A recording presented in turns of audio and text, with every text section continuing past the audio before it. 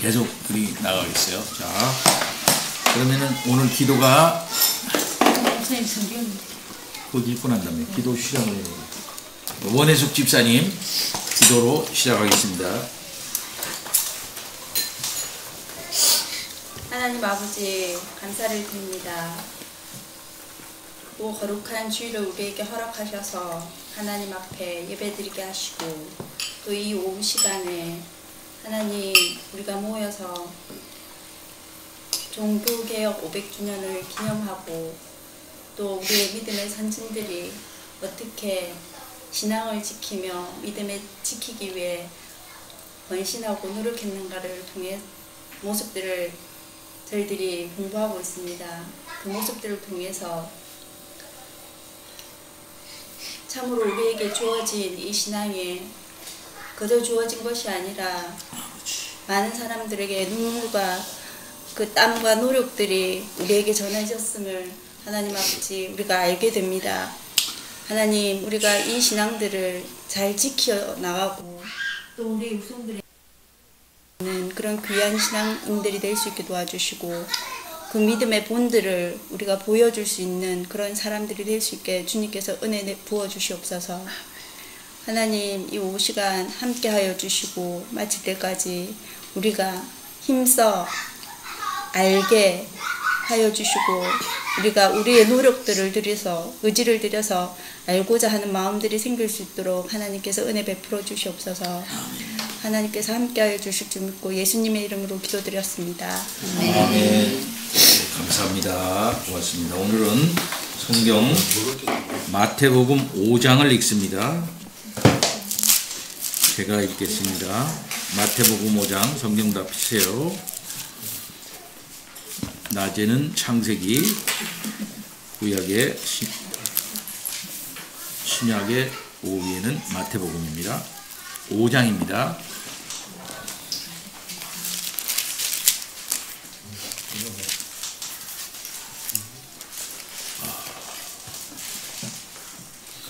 예수께서 무리를 보시고 산에 올라가 앉으시니 제자들이 나온지라 입을 열어 가르쳐 이르시되 심령이 가난한 자는 복이 있나니 천국이 그들이 것이며 애통하는 자는 복이 있나니 그들이 위로를 받을 것이며 온유한 자는 복이 있나니 그들이 땅을 기업으로 받을 것이며 의에 줄이고 목마른 자는 복이 있나니 그들이 배부를 것이며 긍휼히 여기는 자는 복이 있나니 그들이 긍휼히 여김을 받을 것이며 마음이 청결한 자는 복이 있나니 그들이 하나님을 볼 것이며 화평하게 하는 자는 복이 있나니 그들이 하나님의 아들이라 일컬음을 받을 것이며 의를 위하여 박해를 받는 자는 복이 있나니 천국이 그들의 것임이라.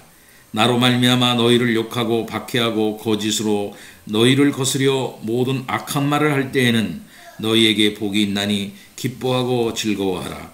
하늘에서 너희의 상이 큼이라. 너희 전에 있던 선지자들도 이같이 박해하였느니라.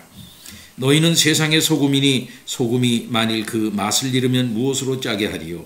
후에는 아무 쓸데없어 다만 밖에 버려져 사람에게 밟힐 뿐이니라. 너희는 세상의 빛이라. 산 위에 있는 동네가 숨겨지지 못할 것이요 사람이 등불을 켜서 말 아래 두지 아니하고 등경 위에 두나니 이것으로 그러므로 집안 모든 사람에게 비추느니라. 이같이 너희 빛이 사람 앞에 비치게 하여 그들로 너희 착한 행실을 보고 하늘에 계신 너희 아버지께 영광을 돌리게 하라. 내가 율법이나 선지자들을 폐하러 온 줄로 생각하지 말라. 폐하러 온 것이 아니요 완전하게 하려 함이라. 진실로 너희에게 이르노니 천지가 없어지기 전에는 율법의 1.1획도 결코 없어지지 아니하고 다 이루리라. 그러므로 누구든지 이 계명 중에 지극히 작은 것 하나라도 버리고 또 그같이 사람을 가르치는 자는 천국에서 지극히 작다 일컬음을 받을 것이요 누구든지 이를 행하며 가르치는 자는 천국에서 크다 일컬음을 받으리라. 내가 너희에게 이르노니 너희 의가 서기관과 바리새인보다 더 낫지 못하면 결코 천국에 들어가지 못하리라.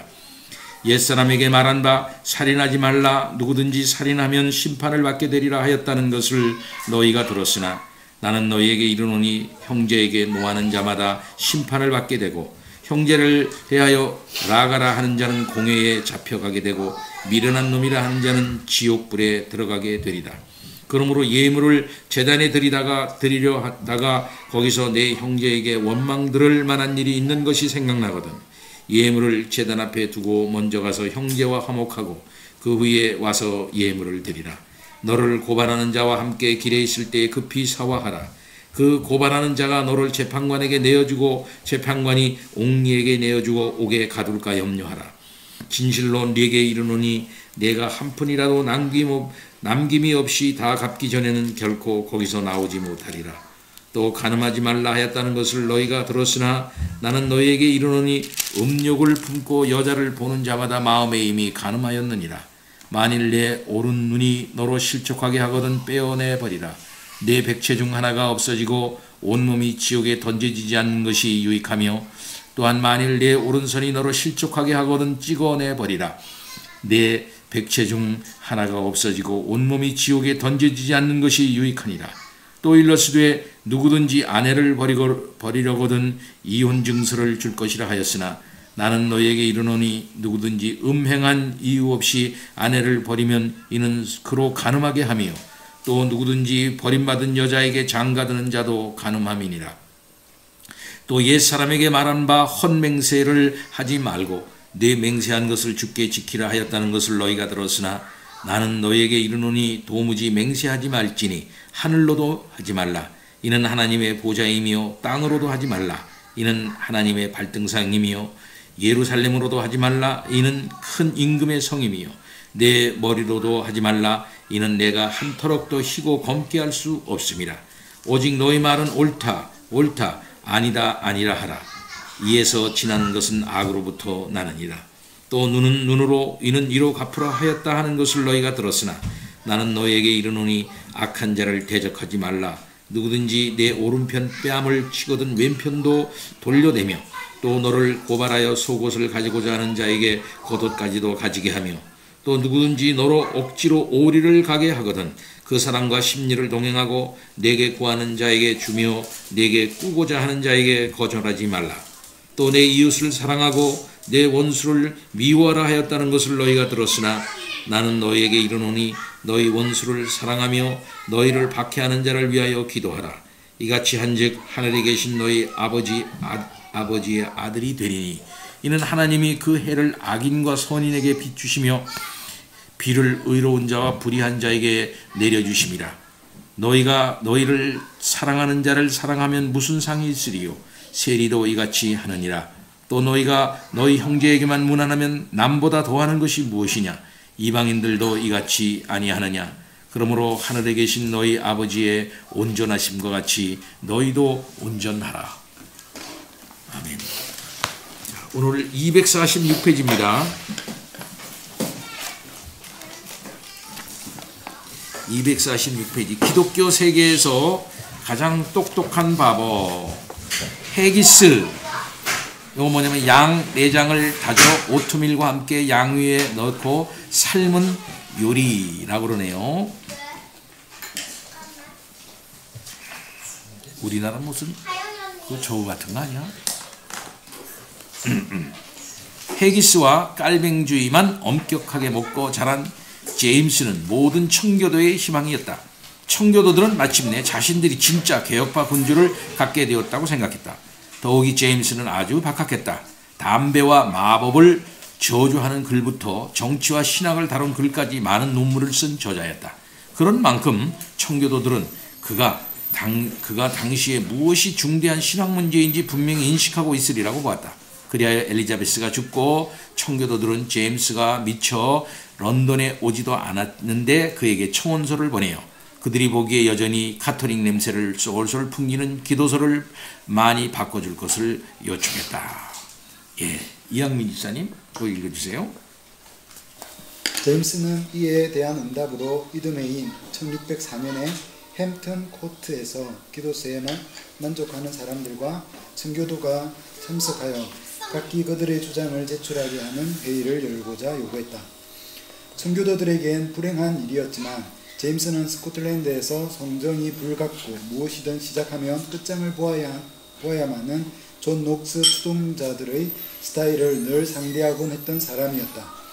때가 이르러 잉글랜드 청교도들이 보낸 사절을 만난 그는 이들이 자신에게 존경을 표시하며 고분고분한 것을 보고 이를 청교도들이 심각한 불만을 갖고 있지 않다는 의미로 받아들였다. 더구나 제임스는 청교도들이 사실은 장로교 교회 질서를 원하고 있는 건 아닌가 하는 의심을 가졌다. 제임스는 장로교를 두고 그것은 스코틀랜드 사투리로 하나님과 마귀는 물론 군주에도 동의한다. 그러다가 잭과 톰과 윌과 딕이 모여 저희 좋을 대로 나를 검열할 것이다 라고 말했다. 제임스가 말하고자 하는 핵심은 개혁은 아주 좋은 일이지만 개혁을 내세워 하나님이 제임스에게 주신 왕의 권위를 슬금슬금 깎아내리는 일을 할 때에는 이야기가 달라진다는 것이었다. 청교도들은 사실상 빈손으로 돌아왔다. 청교도들이 내놓은 중요한 아이디어 가운데 제임스가 마음에 들어하는 것은 딱 하나, 새로운 번역 성경을 준비해야 한다는 의견이었다. 제임스는 마음이 급했다. 나쁜 왕에게는 복종하지 말라처럼 왕에게 근심을 안겨주는 내용들을 옹호하는 제네바 성경의 저 골치 아픈 방주들을 드디어 말끔히 없애버릴 수 있게 되었기 때문이다. 이리하여 제임스 왕 공인 성경 역본, 킹 제임스 역본을 만들어낼 것을 의뢰하게 되었다. 물론 청교도에게 제한 같고 의무란 일만 있지는 않았다. 다음은 1605년 가톨릭 세력이 꾸민 하약 음모 사건, 가톨릭 세력이 의회 의사당을 폭파하여 왕과 정부 관원들을 죽이려 했던 사건, 이 실패로 돌아가면서 국민 여론은 가톨릭교에서 멀어지고 청교도의 호의를 보이는 쪽으로 돌았었다. 제임스조차도 열렬한 청교도 주교들을 몇 사람 임명하고 청교도가 영향력 있는 목소리를 낼 수 있게 해주었다. 하지만 일부 사람들은 제임스가 이전의 엘리자베스만큼이나 성공에 순응할 것을 강력히 요구한 사실을 갈 때까지 간 것으로 받아들였다. 그들은 가톨릭과 개신교를 절충해 놓았던 엘리자베스 치세기를 더 나은 시대가 오리라는 소망을 품고 견뎌냈었다. 하지만 제임스는 왕위에 오르더니 엘리자베스와 똑같은 기조를 밀고 나가면서 계속하여 가톨릭과 개신교를 절충할 뜻을 분명히 했다. 그래도 그 정도는 견딜만 했다. 제임스는 때로 자기 노선에서 벗어나 아예 청교도를 적으로 삼으려는 것처럼 보였다. 예를 들면 그는 1618년에 스포츠 및 오락에 관한 규정을 반포했는데 여기서 그는 동물들에게 잔인한 행위를 하지 않는 대다수 스포츠는 주일 오후를 보낼 수 있는 방법으로 얼마든지 받아들일 수 있다고 선언했다. 더군다나 목사들에게 이 규정을 강단에서 낭독할 것을 요구했는데 이는 청교도들에게 잔혹한 일이었다. 당시만 해도 대다수 청교도는 대체로 안식일을 엄격히 지켜야 한다는 입장을 가진 이들이었다. 이런 청교도들에게 왕이 반포한 규정은 대놓고 도전장을 내민 것이나 다름없었다. 청교도 목사들은 이 규정을 낭독하길 거부하거나 낭독한 뒤 끝에 이런 말을 덧붙이곤 했다. 안식일을 기억하여 거룩히 지키라. 일이 이렇게 올라가자 제임스 치세기 동안 떠나는 청교도들이 늘어갔다. 일부는 그냥 성공회를 떠났고 일부는 아예 잉글랜드를 등졌다. 1607년에 한 회중이 갑자기 짐을 꾸려 네덜란드로 출항했다. 당시 네덜란드는 인기 있는 선택지였다. 그러나 그곳의 모진 상황 때문에 그들은 더 먼 곳을 내다보게 된다. 그리하여 1620년에 청교도들은 플리머스에서 잉글랜드를 간절히 떠나고 싶어하는 몇몇 이주자들과 합류하여 메이플라워호를 타고 신세계로 떠났다. 이게 메이플라워예요? 그것은 청교도들이 품어왔던 상상을 쫓아가려는 행동이었다. 억압을 피해 잉글랜드에서 탈출하는 경건한 이들은 이집트를 탈출하는 이스라엘 백성 같았다. 더욱이 그들은 이스라엘 백성처럼 자유를 누릴 약속된 땅을 찾아 떠났다. 그들은 거기서 새 잉글랜드를 세우고 새 예루살렘을 건설하게 된다. 그들은 거기서 옛 세상의 굴레에 매이지 않은 완전한 개혁을 이룬 사회를 만들려 했다. 그들은 그곳을 언덕 위의 도시요 세상을 밝혀줄 등불로 만들려 했다. 그 환상이 너무나도 황홀하여 따라간 사람이 수만이나 되었다. 한편 옛 잉글랜드에서 청교도는 더 이상 통일 세력이 되지 못하고 점점 더 여러 분파들이 모인 집단으로 변해갔다. 제가 얼마 전에 요 지방을 여행을 한 일이 있어요. 뉴잉글랜드 지역 이쪽으로 쭉. 그래서 이제 조나단 에드워드의 유적지를 찾아서 우리가 쭉 이게 여행을 한 일이 있었는데 다 뉴자가 붙었어 동네에. 다 뉴자가 붙은 거야. 이게 뉴 잉글랜드 아닙니까? 뉴 햄프셔, 뉴 헤븐, 또 뭐 다 뉴자가 다 붙었어 동네마다. 그게 뭐냐면 잉글랜드에서 있었던 사람이 그대로 와서 그거 아닌 새로운 거를 만들려고 다 뉴자가 붙인 거예요. 얘가 잉글랜드도 뉴 잉글랜드 아닙니까? 뉴 햄프셔, 뉴 헤븐, 다 뉴자가 죄 붙었어요. 계속.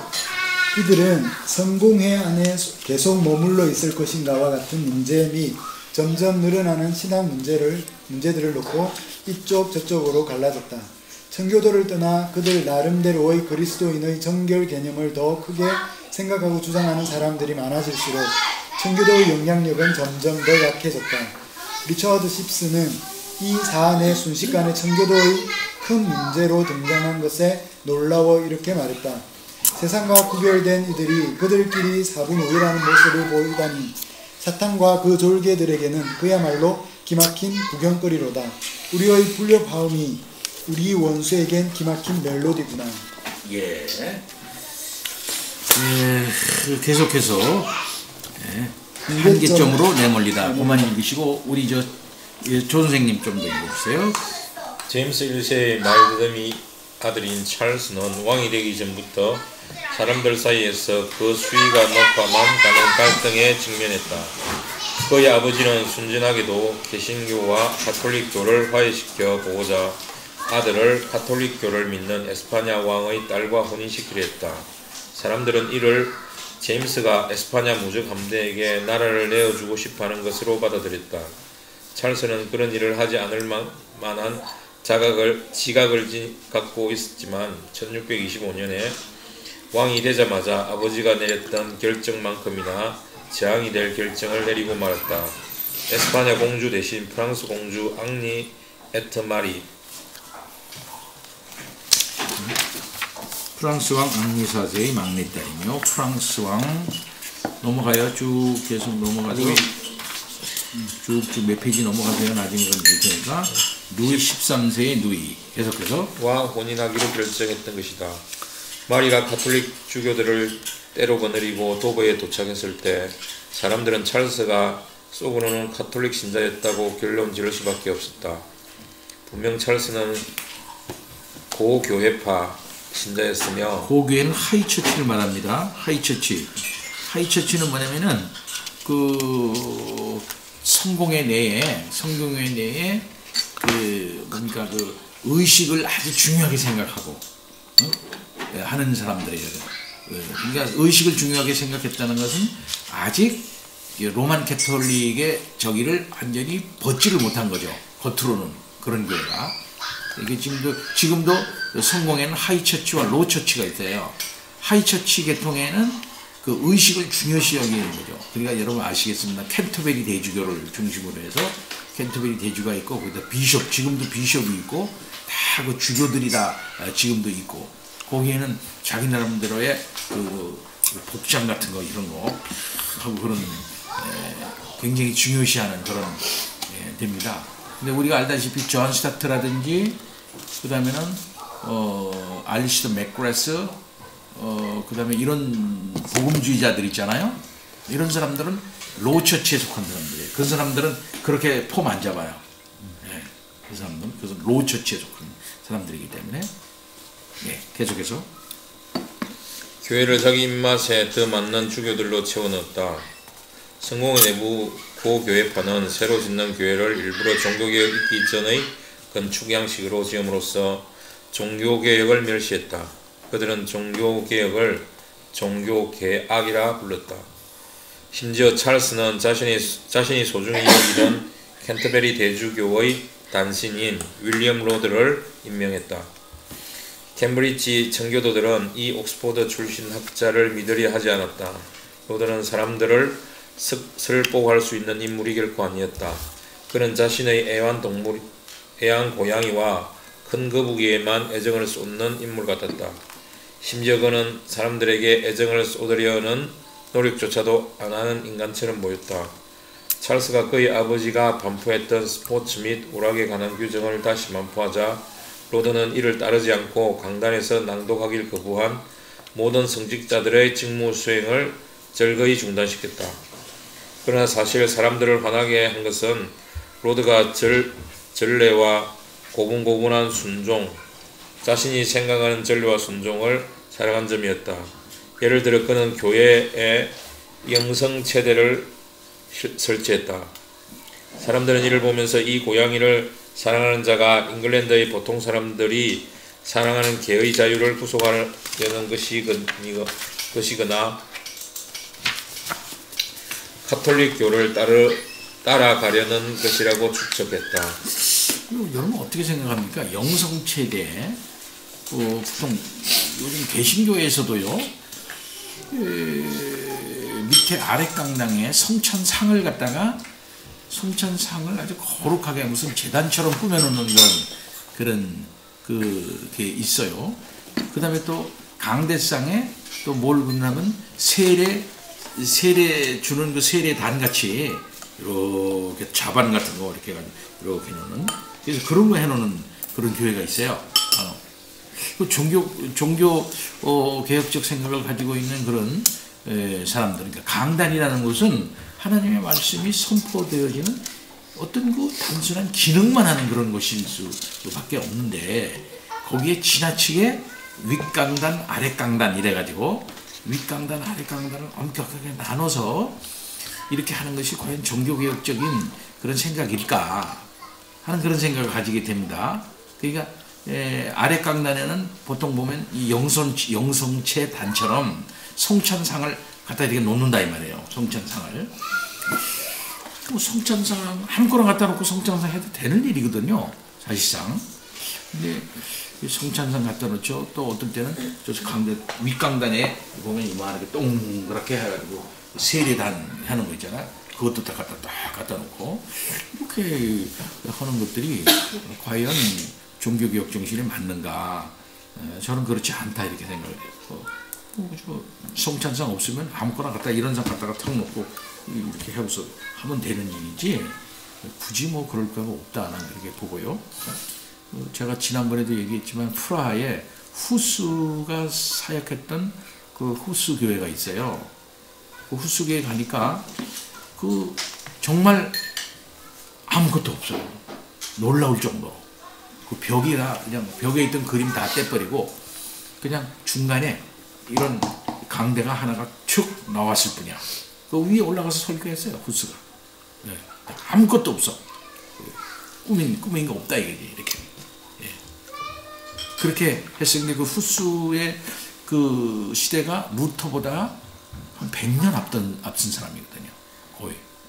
후스보다 한 100년 앞선 사람인데 후스가 그렇게 했다. 벌써. 루터보다도 100년 앞서서 그렇게 했어요. 그러면 대단하죠. 근데 이제 아랫강단이라 그래서 성찬상을 갖다가 이렇게 해놓고 어떤 교회는 또 이 아랫강단에다 펜스를 치는 데도 있다 말이에요. 펜스까지 이렇게 써요. 한마디로 말해서 이 강대상을 너무 지나치게 화려하게 또 교인들이 앉아있는 그 석하고 전혀 좀 분위기가 다르게 이렇게 하는 것은 잘못된 일이다. 그렇게 생각합니다. 예. 근데 이제 계속 그렇게 하려고 그러는 거지, 이제. 여기서는 지금 계속해서 조금 더. 로드가 사람들이 성체를 받으려면 영성체대 앞에서 무릎을 꿇어야 한다고 강조한 것을 볼 때 그의 의도는 후자처럼 보였다. 이어 로드는 따르는 성직자들의 차림새가 완전히 달라졌다. 노리치의 한 노부인이 겪은 혼란을 들으면 이것들이 얼마나 많이 바뀌었는지 알 수 있다. 이 노부인은 성찬재단 앞에 서 있는 목사가 진홍색 미사복을 입고 있던 것을 보고 시장이 왜 미사를 집전하느냐며 의아해했다. 모르고. 이 모든 일은 대중의 큰 저항을 불러일으키고 더욱더 많은 사람들이 청교도에 동조하도록 만들기에 충분했다. 그러나 분위기는 더 엄중해지기 시작했다. 1637년 열변을 토하던 새 연사가 체포당하여 법위의 법원처럼 보이던 성실청, 주로 정적들을 제거하는 데 사용했던 형사특별법원으로 청교도 혁명이 일어난 뒤 폐지되었다. 성실청으로 끌려갔다. 윌리엄 프린은 왕비 마리아의 생활 방식을 비판했다. 헨리 버튼은 모든 주교를 벼락출시한 쓰레기들로 묘사했다. 존 베스트윅 역시 로더의 주교들을 비판했다. 이들은 이런 죄를 지었다는 이유로 귀가 잘려나갔고 프린은 얼굴에 낙인이 찍혔으며 셋 다 런던의 여러 거리를 거쳐 조선소 선대까지 질질 끌려갔다. 여느 때 같으면 그들은 거기서 군중에게 쓰레기 세대를 받아야 했다. 그런데 군중은 도리어 이 사람들에게 지지를 보냈다. 불길한 징조였지만 놀랄 일은 아니었다. 이 사람들은 피어의 메리 시대에 순교한 사람들 이야기를 들으며 자란 세대였다. 존 폭스는 이 모든 일을 그가 쓴 순교자전에 기록해 놓았는데 이 작품은 오랫동안 모든 성당과 많은 교회에 비치되어 있었다. 아주 불행한 일이나 프린과 버튼과 베스트위크도 그런 순교자들과 비슷한 운명을 맞을 것처럼 보였다. 네, 이 존 폭스의 순교자전은 우리나라 말로 번역이 되어 있습니다. 네, 잘 번역이 되어 있어요. 마음을 두껍게. 계속해서 조금 더. 사람들의 불만이 쏟아졌는데도 찰스와 로드는 하던 일을 그대로 밀고 나갔다. 같은 해인 1637년 찰스는 밀어붙인 김에 그가 다스리던 스코틀랜드 왕국도 잉글랜드와 일치시키기로 한다. 이제부터 스코틀랜드에서도 모든 일을 성공회 기도서를 따라 행하게 만들기로 결정한 것이었다. 스코틀랜드에 적용하려던 기도서는 잉글랜드에서 쓰던 것보다 고교회파 색채가 더 짙었는데 이는 스코틀랜드를 잉글랜드와 일치시키는 일에 속도를 내려는 목적 때문이었다. 찰스에게 불행한 일이었지만 비록 존 녹스가 세상을 떠난 지 이미 60년 넘었어도 녹스의 정신은 스코틀랜드에 그대로 살아서 벌떡벌떡 뛰고 있었다. 에든버러에 있던 성 자일스 성당에서는 새로 임명된 주교가 새 기도서를 낭독하려는 순간 수많은 회중이 그에게 의자를 집어던지고 봉기에 가담했다. 이게 유명한 사건이죠. 그 여자 그 아줌마가 자일스인가 그 여자 이름이 뭔데 이거는 뭐 자일스 성당인가 그 유명한 여자 있는데 지난번에 우리 공부했죠 여기서 그렇게 하는 순간 그 여자가 그 의자를 들어서 내던져 버렸죠 거기다. 그래가지고 막 폭동이 일어났죠. 그런 걸로 해가지고 그냥 막 난리가 났죠. 그래서 국민서약이라는 그런 저희가 일어납니다. 계속 이주교는 운 좋게도 목숨을 부지한 채 도망쳤다. 북쪽 브리힌에서는 주교가 그런 기회조차 갖지 못했다. 그가 새 기도서를 따라 예배를 인도할 때 회중석에서 두 자루 권총이 그를 겨누었다. 스코틀랜드 사람들은 함께 모여 언약을 맺고 많은 이들이 이 언약에 자신의 피로 서명했다. 이게 국민서약이라는 거예요. 국민서약. 찰스가 단행한 개혁을 거부했다. 찰스는 이런 건방진 백성들을 혼낸다며 가기 싫어 주저하는 두 부대를 북쪽으로 보냈지만 스코틀랜드 사람들은 이 부대를 격파했다. 이제 브리턴 스맨은 많은 이가 왕이 가톨릭 교회 방식을 다시 도입하기 위해 자기 백성들을 상대로 전쟁을 벌이려 한다는 것을 간파했다. 심지어 왕은 이런 목적을 이루고자 아일랜드의 가톨릭 군대까지 사용하려 했다.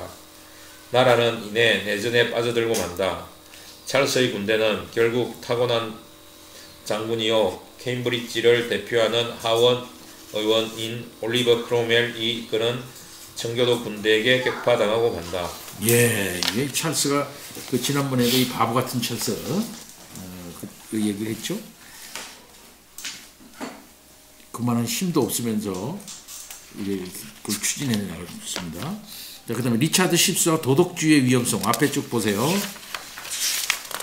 조금 더 읽겠습니다. 브리튼 섬에서 일어난 거기 찾으셨죠? 제가 읽겠습니다. 조금 브리튼 섬에서 일어난 종교개혁 이야기를 처음부터 끝까지 살펴보면 개신교가 한낱 정치 노름으로 전략하기가 얼마나 쉬운지 알 수 있다. 잉글랜드에서 사람들이 열렬한 카톨릭 반대자가 되는 것은 식은 죽 먹기보다 쉬운 일이었지만 하나님이 베푸시는 구원의 은혜를 이해하거나 체험하지는 못했다. 거의 모든 이가 교회에 나가던 시절에 이름만 프로테스탄트의 신자가 되기는 결코 쉬운 일이 아니었다. 하지만 바로 이것이 청교도가 사람들에게 인격을 개혁할 것을 촉구하며 싸움을 벌였던 문제였다. 하지만 이런 싸움에는 상당한 위험이 도사리고 있었다. 이 위험은 비단 청교도뿐 아니라 자매운동이라 할 수 있는 독일의 루터파 경건주의에도 해당된다. 즉 사람들이 복음에 반응하게 하려는 욕구가 자칫하면 복음이 아니라 반응에 초점을 맞추는 결과로 이어질 수도 있었다. 이 때문에 개혁파 신자들의 삶을 살펴보면 어떤 사람들이 복음에 바로 응답했음을 보여주는 표지를 살펴보면 개인의 거룩함을 자라게 하는데 마음을 쏟다가 정작 본뒤 종교개혁이 초점을 맞추었던 칭의를 가려 버리기 십상이었다. 다시 말해 청교도들은 복음에 반응하여 거룩한 삶에 집중하려 하다가 오히려 하나님이 값없이 베풀어 주신 구원의 은혜를 선포하지 못할 위험을 안고 있었다. 이 때문에 교회만 왔다 갔다 하는 수많은 사람들은 십계명을 다룬 설교는 수도 없이 들으면서도 하나님이 그들을 과연 용서해 주실지, 그리고 용서해 주신다면 어떻게 용서해 주실지에 대한 문제는 여전히 감을 잡지 못하고 있었다. 결국 그들은 자신들의 구원이 거룩한 삶을 살아가느냐 마느냐에 달려있는 것처럼 행동하게 되었다. 루터가 애초에 고민했던 문제가 바로 이것이었다. 이런 상황이 영벌을 피하라는 강력한 경고와 맞물리자 이런 경고가 강력한 힘을 발휘할 만했다. 월리엄 퍼킨스는 영벌이라는 말을 아주 힘주어 발음하곤 했는데 그럴 때면 그의 설교를 듣는 이들의 귀에는 이후에도 오랫동안 메아리가 남아있었다. 심히 불안에 떠오는 이들이 많아졌다. 결국 토마스 구딘의 말처럼 많은 이들이 자신들의 영혼 상태를 염려하느라 오로지 그들 자신의 마음이 어떠한지만 생각하게 되었고 그리스도는 모든 이들의 생각 속에서 거의 찾아보기 힘든 분이 되었다. 그리스도가 값없이 베풀어 주신 은혜를 바라보고 믿을 수 없게 되자 사람들은 자기 내면을 들여다보는 데만 병처럼 집착하면서 자신들의 마음이 충분히 선하다는 느낌이 드는지 혹은 거기에 그들이 신뢰할 수 있는 어떤 믿음이 존재하는지 알려고 했었다. 그러면서 이들은 그리스도가 아니라 자신들이 구원받았으리라고 믿는 그들 자신의 믿음을 신뢰하려 했다. 바로 여기에서 여전히 아주 신선한 생명력을 불어넣어주던 몇몇 청교도 목회자들이 치료책을 갖고 등장했다. 지금 여기서 문제 삼는 것이 여기까지 나와서 문제가 되는 문제 삼는 이슈가 조금 여러분들 이해가 됩니까? 조금까지 이거 지금 여기 가로치고 문제를 삼는 여기 도덕주의의 위험성이라고 얘기한 요게 좀 어떻게 정도 문제의식이 서로 좀 이렇게 이해가 됐냐 이 말이죠. 공감이 됩니까? 네. 지금도 그런 사람들 많아요. 그렇죠. 지금의 문제도 똑같다고 해요. 지금의 문제도. 네? 도덕주의의 위험. 아니 내가 이렇게 살고 있는데 내가 칭의를 받은 건가 이거? 구원이 나한테 당도한 건가? 근데 목회자들은 와서 당신 그렇게 살면 영벌을 받을 거야. 이렇게 내가 이거 그렇게는 못 사는데 내가 그렇다면 구원 받았나 내가 이거? 참. 그러면은 그들이 요구하는 대로 그렇게 살아놓으면은 그러면 내가 구원을 받은 어떤 근거가 될 수 있나? 내가 착하게 사는 걸 보니 내 스스로가 착하게 사는 걸 보니 저 사람이 착하게 사는 걸 보니까 저 사람이 구원받았구나 라고 말할 수 있는가 이 말이에요. 이런 문제가 있어요. 지금 칭의 문제에. 이건 루터에게도 그런 문제가 있었습니다. 사실 루터가 자기가 복음을 믿고 확신하고 난 다음에 죄를 안 진 건 아니거든. 계속 화도 내고 막 집어 던지고 막 성질이 뭐 이렇게 이게 바로 좋아지는 건 아니거든요. 화를 내는 거는 언제 해당됩니까? 집어 던지는 거예요. 난 그럴 수 있다고 봐요. 근데 이 도덕성의 위험이 지금 청교도하고 이게 문제가 불거지기 시작하는 거예요. 계속 집사님. 제가 의아한 것이요. 지난번에도 제가 그런 말씀을 한번 했었는데 카톨릭의 타락의 시초가 예수 그리스도에 집중하지 않고 자기 자신에 집중하는 수도원 운동으로 가면서 카톨릭의 타락의 시초가 발생한 것이 아닌가, 제가 이제 그런 질문한 적 있었는데요. 예, 그 초대교회도 그런 문제가 있어요. 수도원 운동에서. 그런 그 기독교 역사에서 지금도 마찬가지로 예수 그리스도에 관한 어떤 신학적 복음의 내용 이런 것에 집중하기보다는 사람들의 삶에 집중하는 이런 위험성이 기독교 역사에서 엄청난 부분이고 계속 일어나죠. 계속 일어났는데, 제가 의아한 것은 왜 성경에서 그런 거에 대한 위험성을 미리 역사적인 문제라고 하면 성경에서 그런 문제에 대해서 경고를 했어야 되지 않느냐, 이런 의아함이. 제가 보기엔 포괄적으로는 난 대답이 돼 있다고 봐요. 포괄적으로. 요즘에도 똑같은 문제예요. 이 문제는 사실은 칭의 문제를 다룸에 있어서 법정적 치리를 법정적 치리, 종교개혁 시대에 말하는 법정적 치리를 법정적 칭의를 이렇게 비판할 수밖에 없는 입장에 있는 사람들의 논지는 뭐냐면, 아니 저렇게 살아가지고 저 진정한 칭의를 받았다고 말한다는 게 말이 되나, 아니지 않는가, 이렇게 말한단 말이에요. 이게 이제 한마디로 말해서 도덕주의의 함정에 빠지게 되는 거죠.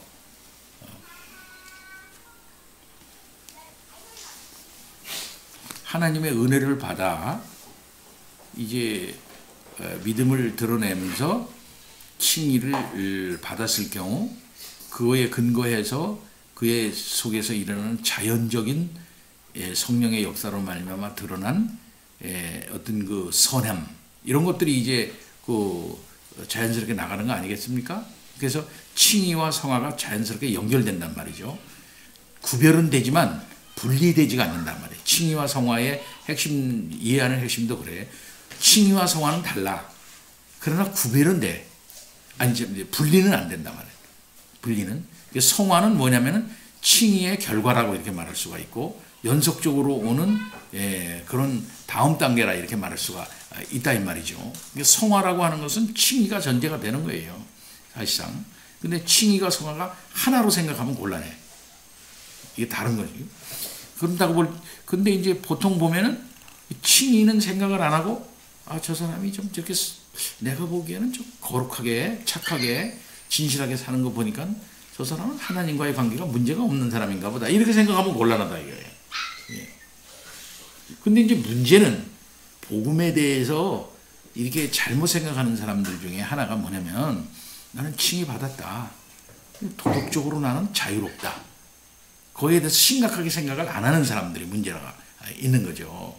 이게 그러므로의 삶을 안 산단 말이야. 그러므로의 삶. 예수 그리스도를 통해서 너희가 구원받았다, 하나님과의 관계 개선했다. 그렇다면 어떻게 살아라? 너의 전신을 거룩한 산제사로 드려라, 내 몸을 거룩한 산제로 드려라 할 때 그 다음 단계가 성립이 자연스럽게 이루어지지를 않는다 이 말이에요. 거기에 이제 문제가 있다, 난 그렇게 생각을 해요. 그러니까 값싼 복음을 받아들여서, 값싼 은혜에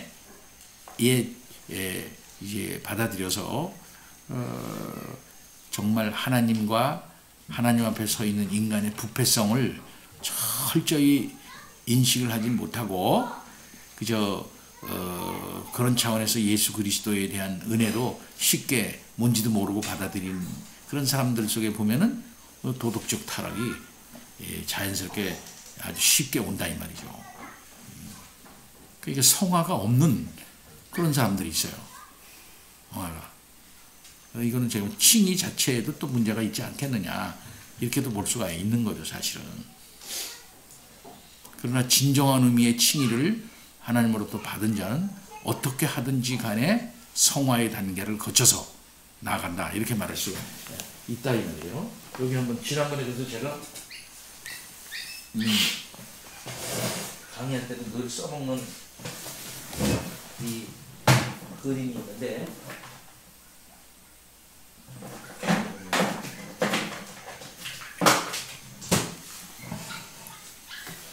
요거 한번 보세요.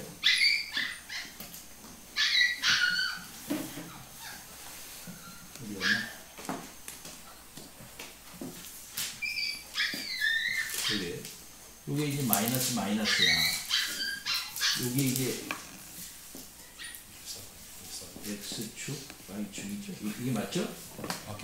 바뀌었어요? 이건 시간이야, 시간. 이쪽으로 시간. 이건 성화도 아니면 송속도 이렇게 말할 수가 있겠어요? 그럼 여기가 마이너스야. 여기 마이너스. 그러니까 이쪽은 중생 이정 단계지. 이 밑에는 중생 이정 단계. 그래서 중생점이 여기라고 보나요? 이게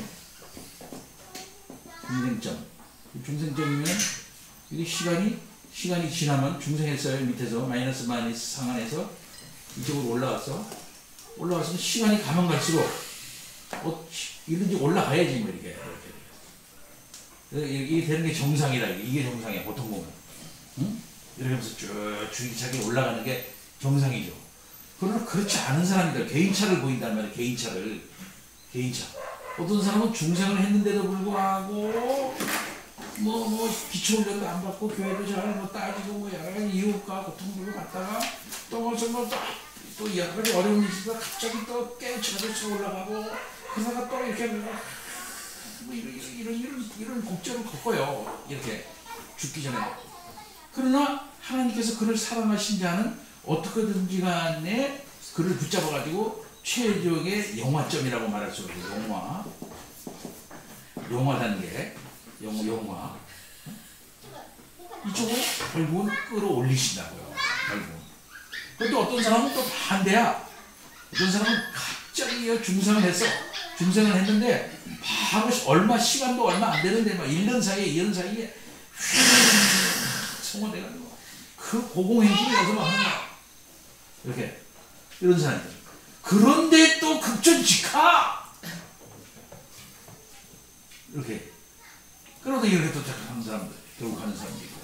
또 어떤 사람은 전혀 그런 도덕적이지도 않고 윤리적이지도 않고 교회에 여러 가지 갑자기 그냥 이렇게 되는 거예요.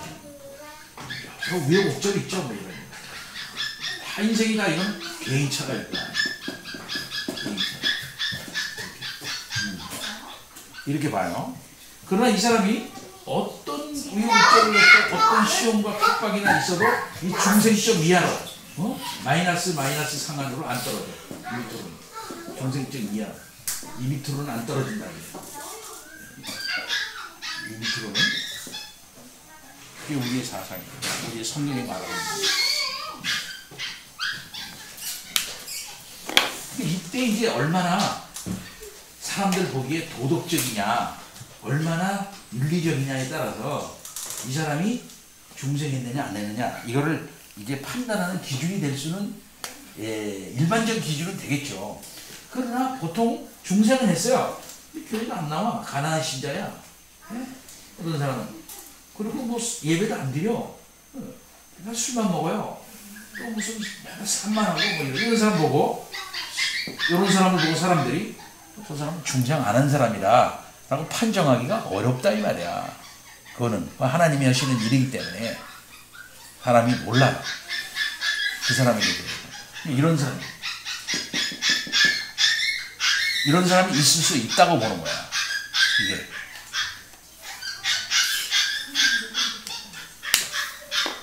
여기에 이제 문제가 생기는 거지. 왜 그러냐면 영국 같은 경우에는 조나단 에드워드 그런 문제도 있었지만 네덜란드에서 똑같은 이런 문제가 생겼어요. 네덜란드. 그래서 언약론 논쟁이 여기서 일어납니다. 장로의 아들이 이게 말이지 언약적 사고에서는 장로의 아들도 다 목사의 아들도 또 교회 안에 있는 중요한 직분자들의 아들 또 엄마 아빠가 믿는 사람들의 아들들은 다 중생한 자고 그런 자라고 생각하고 있는데 걔네들이 교회를 안 나오는 거야. 교회를 안 나와버려. 교회를 안 나오고 전혀 반응이 없어. 영적인 문제에 대해. 어? 그럼 걔네들이 진짜 중생했느냐, 진짜 그들이 은혜 언약 안에 있느냐 하는 문제가 나왔어요. 이게. 그럼 잉글랜드에서 그렇고 스코틀랜드에서 그렇고 이 청교들이 이런 문제를 제기하는 거야. 과연 저 사람이 예수 믿은 사람이라면 성찬에 나와야 되지 않느냐, 교회에 나와야 되지 않느냐. 근데 나오지 않지 않느냐 말이야. 나오지 않지 않느냐. 저 사람 아들은. 그러면 제 애가 정말 그 엄마 아빠가 믿는 사람의 가정에 나이는 아닌데 과연 저 아이가 과연 예수 믿는 아이라고 취급할 수 있느냐 하는 문제가 발생하게 돼요. 그럼 증거를 보여라 할 때 뭘 증거를 보여? 저 사람의 삶을 봐라. 저 사람의 삶 거짓말하고 돌아다니고 술 먹고 저 마약하고 그런데 저 사람을 저기 할 수 있겠느냐 하는 그런 문제가 생기는 거죠. 진짜 우리나라 같은 경우는 다 이게 다종교적인 사회 아니야? 다종교 그잖아요. 그러나 옛날에는 그거는 모두 다 그 교회 나와야 하는 형편이 있기 때문에 이런 문제가 심각한 문제가 돼요, 사실은. 조나단 에드워드도 목회할 때 이런 문제가 생긴 거예요. 교회 안에 중심적인 사람들의 아들들이 깽판을 치는 거야. 그럼 걔네들에 대해서 성찬의 걔네를 이제 조나단 에드워드 성찬 참여 못하게 했다는 말이지. 성찬 참여 못하게 했다고 문제가 생긴 말이에요. 왜 그러냐면 성찬 참여를 못하게 했을 경우에는 그 사회에서 낙인이 찍히는 거니까 거기에서는 오는 심각한 문제가 생기는 거예요. 이건 쉬운 문제가 아니다 이게. 오늘날에도 전에도 얘기했지만 자유주의자들은 예수 그리스도의 십자가의 능력, 특별히 그의 부활, 그의 승천, 그의 이적 안 믿지 않습니까? 그런 안 믿는 그런 사람들이 그저 늘 얘기했지만 나 예수 믿습니다. 나 하나님의 자녀입니다. 라고 믿고 나갈 때 말하고 있는 그것은 뭐냐 같으면 난 예수님의 사랑을 믿는다. 예수님이 남을 위해서 희생하고 예수님이 그렇게 고통받는 사람들의 편에 섰다. 그거 난 믿는다. 나도 그렇게 살고 싶다. 그런 삶의 태도의 전환 그것만 갖는다고 해서 진정한 의미의 예수 믿는 사람이라고 말할 수 있느냐. 그럴 수 없다 이거예요.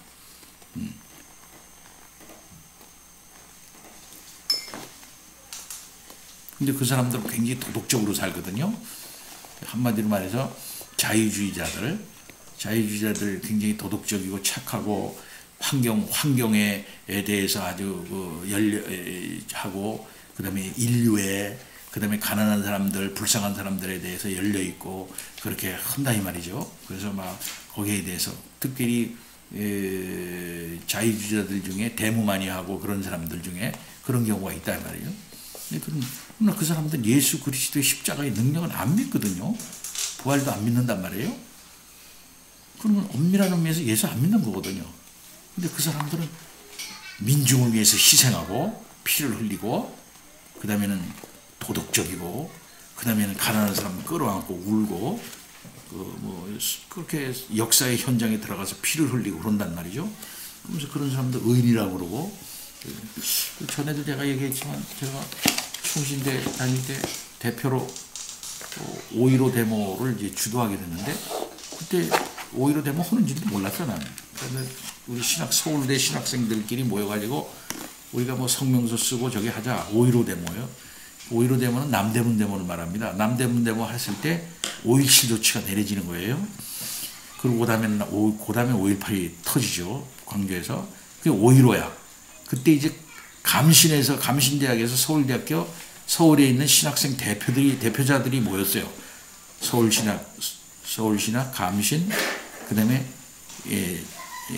한신, 장로교 신학교, 우리 5개 대학이 모였어. 그 내가 우리 학교 대표로 갔어요. 근데 거기서 자 우리도 이제 해서 우리 서울에 있는 신학생들끼리 이 시국선언을 하자, 합시다 이렇게 해가지고서 이제 했는데 시국선언서를 그럼 작성하자 이렇게 해서 작성을 했어요. 작성을 했는데 그때 이제 누가 기본적으로 작성을 주도했느냐면 한신대 총학생회장이 작성을 했어요. 근데 한신대 총학생이 작성해가지고 그걸 이제 우리끼리 이제 이렇게 다 검토를 하는 거야. 모여서 검토를 하면서 이건 빼고 넣고 이렇게. 근데 내가 딱 하나 문제가 나오더라고. 다음 뭐 이렇게 정치 잘못하고 뭐 이렇게 잘못하고 이렇게 하는 거는 이게 지적하는 건 좋다. 다 좋은데 거기에 이렇게 다 이것은 우리의 예배다 이렇게 나오더라고. 이것은 우리의 예배이며 이것은 우리의 기도다. 특히 예배라는 거야. 이게 우리가 나가서 소리를 지르고 이렇게 한 거는 예배다 말이야. 이렇게 예배 아니다. 난 그러면 이건 예배가 아니고 이것은 일종의 시민적 저항이다. 다른 거 아니다. 부조리와 저기에 저항하는 우리의 학생의 정신이지 믿는 기독지성인들의 부정에 대한 어떤 한 거지. 예배라고 말할 수는 없다. 난 예배라고는 빼라.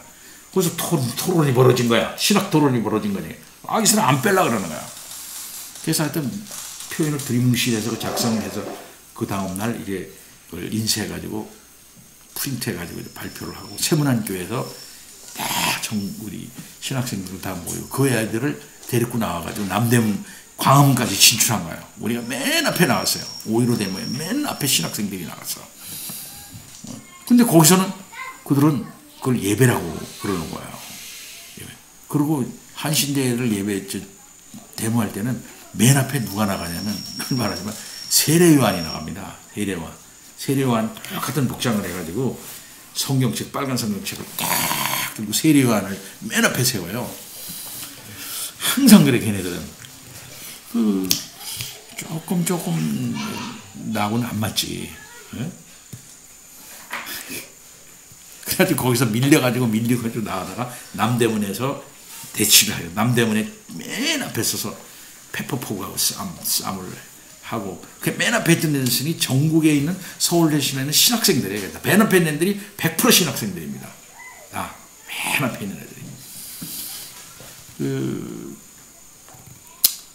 그런데 걔네들은 그걸 예배라고 항변을 하더라고요.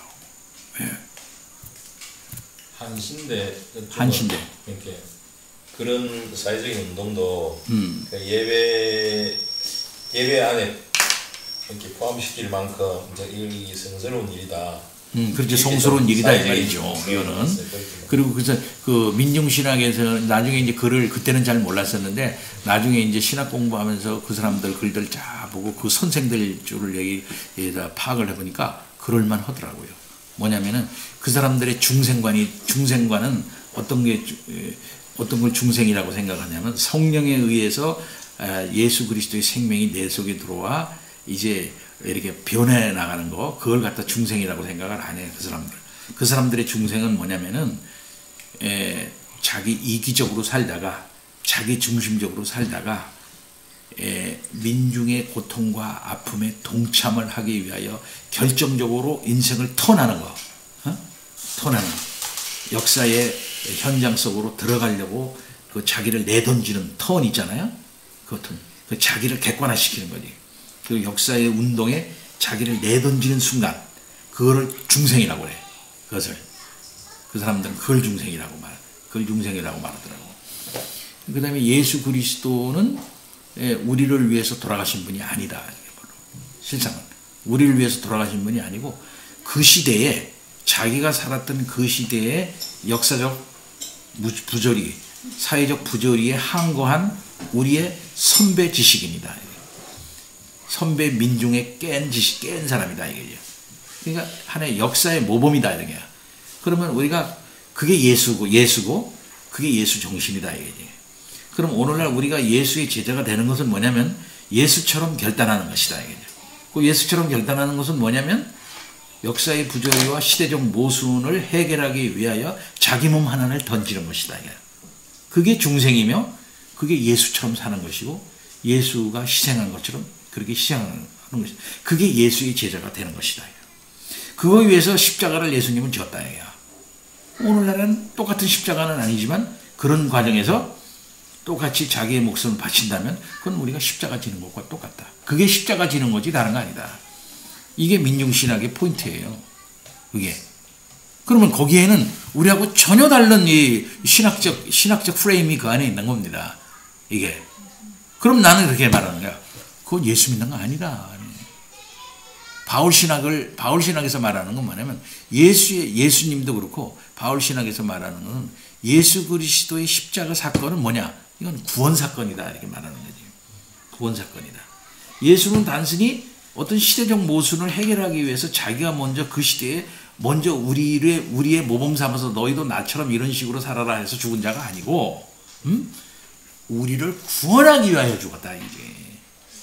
그들은 그 변화의 초점을 단위를 한 어떤 개인으로 보는 것이 아니라 사회 구조 그의 변화를 그렇죠. 포인트를 두고 그걸 보는 거죠. 그 사회 부조리 문제를 근본적으로 해결하는 걸로 보는 거죠. 그러니까 거기 이렇게 정치 신학이 거기서 들어가요.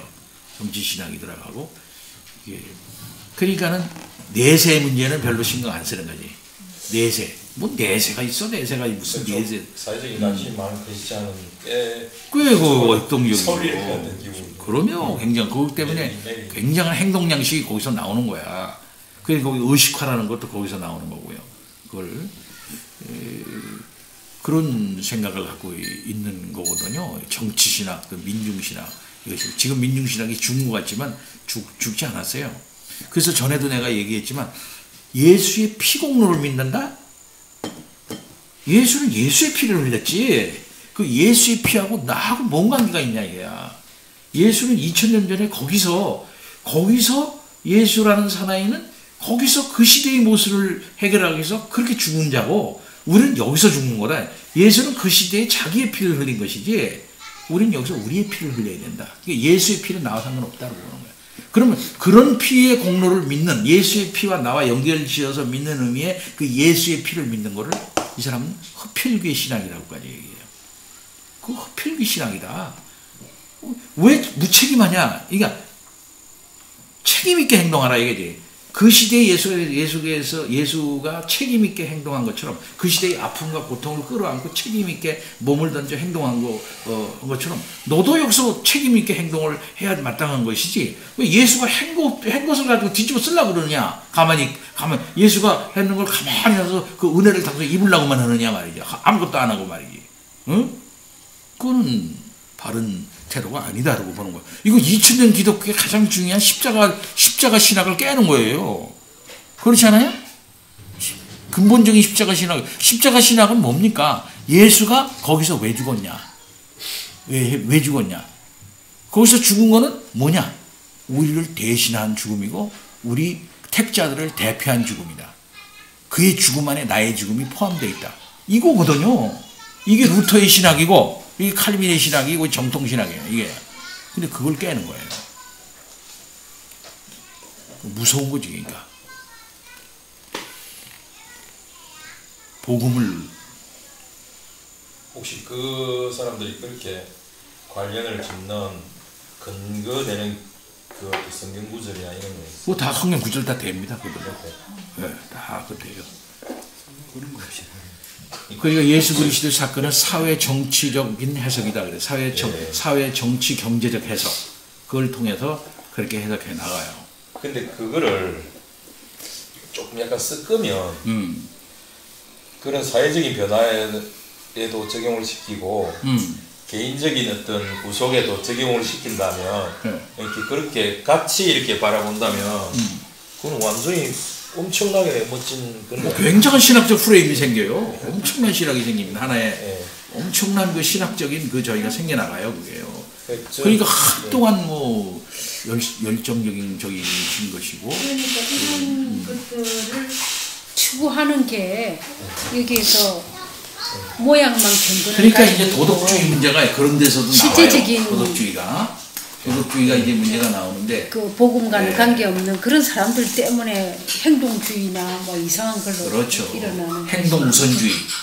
너 그렇게 행동하는 거 보니까, 너 담배 피는 거 보니까, 너 술 먹는 거 보니까, 교회 와서 계속 시니컬하게 비웃기나 하고 목사 비웃기나 하고 교회 비웃기나 하고 너 중생 못 받아서 그래. 은혜 받아봐. 그렇게 되나? 이런 거라든지. 그 사람이 개인적인 성격이 있거든요. 그 사람이 개인적인 성격이 있다고. 그러면은 어떤 개인적인 성격은 어쩌면 랩을 좋아하는 청년이 있다고 생각해봐. 심지어 랩 좋아하는 애들. 교회 안에 랩 좋아하는 애들. 저 새끼는 중생을 못 받아서 저래. 세상을 너무 좋아하고 그런다든지 뭐 이런. 그다음에 그 부분에 대해서 근데 보면은 무조건 또 아니거든. 우호적으로만 볼 건 또 아니고 무조건 그렇게 아니거든. 진짜 그 속에 하나님의 은혜가 있을 수 있다 이 말이에요. 정말 그런 정말, 모습을 정말로. 드러내는 그러니까 우리는 속에도. 여기서 청교도주의가 가지고 있는 문제점이 하나가 뭐냐면은 보통 보면 청교도다, 퓨리탄이다 그러면은 안 좋은 얘기로 시작했다지. 잉글랜드에서 자기만 똑똑하고 뭐 자기만 이렇게 비웃는 말로 시작한 거야. 분리주의고 그런 말로 해서 퓨리탄이라는 말이 나왔단 말이지. 자기만 뭐 깨끗하다고 성령하고 자기만 이렇게 그러니까 주일날에 말이지. 여기는 스미스 왕이 여기는 오락하라고 스포츠 하라고 그러는 그들을 풀어내려고 그랬던 거란 말이야. 댄스 해라, 축구도 해라 말이야. 좀 놀아라 말이야. 이렇게 해서 청교도들이 율법주의적이라고 하는 그런 걸 갖다가 이렇게 좀 이렇게 그 비웃는 식으로 해가지고 어떻게든지 저놈들을 갖다가 무장해제 시키려면 안식일을 못 지키게끔 해야 돼. 그러면서 이렇게 해서 만든 아까 그런 거란 말이에요. 그것이 청교도들한테 엄청난 공격인데 그 청교도를 갖다가 이렇게 그 청교도의 엄격주의를 갖다가 이렇게 공격하려고 풀어내려고 하는 그런 얄팍한 수였다 이 말이지. 청교도들은 그거 받아들였다가는 잘못하면은 안식일이 안 지켜지고 세속화되어지고 그러니까 그걸 막 반대하고 그랬잖아요. 그런데 내가 이제까지 경험해본 바로는 예수 믿는 사람이 꼭 까만 양복을 입어야 되나? 주일날에는 꼭 넥타이 매야 되나? 어? 성령책도 들고 성경을 들고서 하늘을 치고 밑에다가 시선을 못해 깔면서 이렇게 가야 되나? 반대다 이거야 그런 거는. 그래서 나는 항상 이렇게 성경책 안 가르치고 주일날에 강대상 올라갈 때도 딱 여기다 손에 들고 이렇게 올라갔어요. 성경 일부러 내가. 그러니까 그걸 뭐라고 그러더라고 교인들이. 성경책을 목사님이 이렇게 들고 다녀. 성경책을 여기다 딱 이러고 들고 다니는데 그냥 일부러 입고 다니는 거야. 일부러. 성경책 이렇게 들어도 된다 이거야. 그리고 강대상 올라갈 때 싹 뛰어다녀도 된다. 싹 거룩하게 올라가지 않아도. 굳이 뛰어 올라가야 돼. 근데 어떨 때는 느리게 올라갈 수 있고, 어떨 때는 뭐 급하면 빨리 뛰어서 올라갈 수 있고. 그게 문제가 아니라 이게 본질 문제가 아니라 이게. 그러나 많은 사람들은 본질이 아닌 제가 것에 이렇게 거룩해야 돼 목사님은 양복 꼭 입어야 되고, 응? 반바지 입으면 안 되고, 이렇게. 그런 어떤 그 보는 저기가 있잖아요.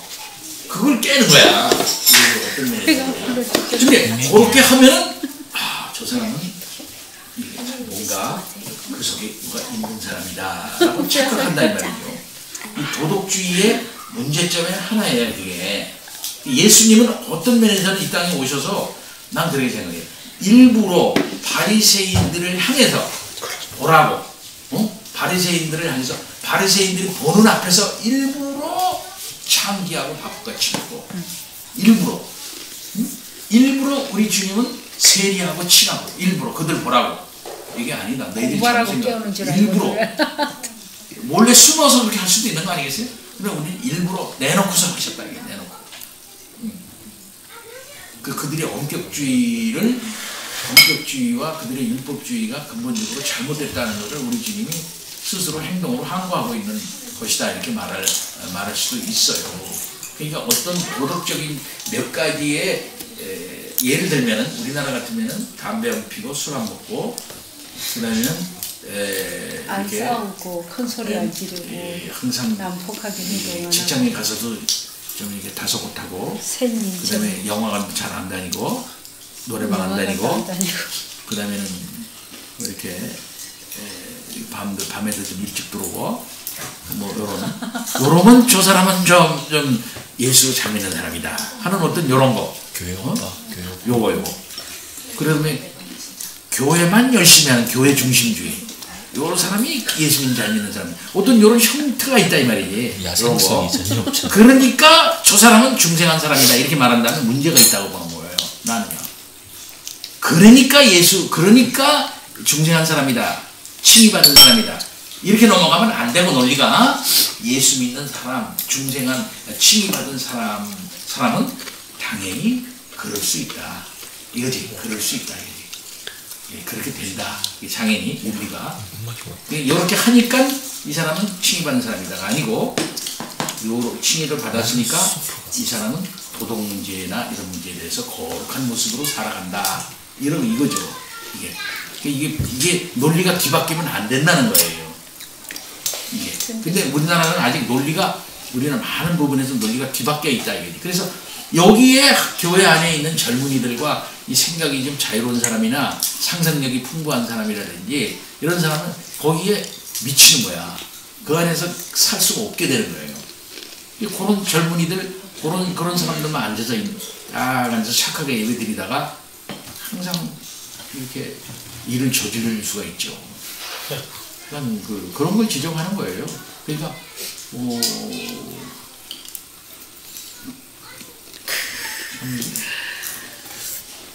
조심해야 되지만 이게 그런 면에서 잘 우리가 분별해야 한다 이거죠.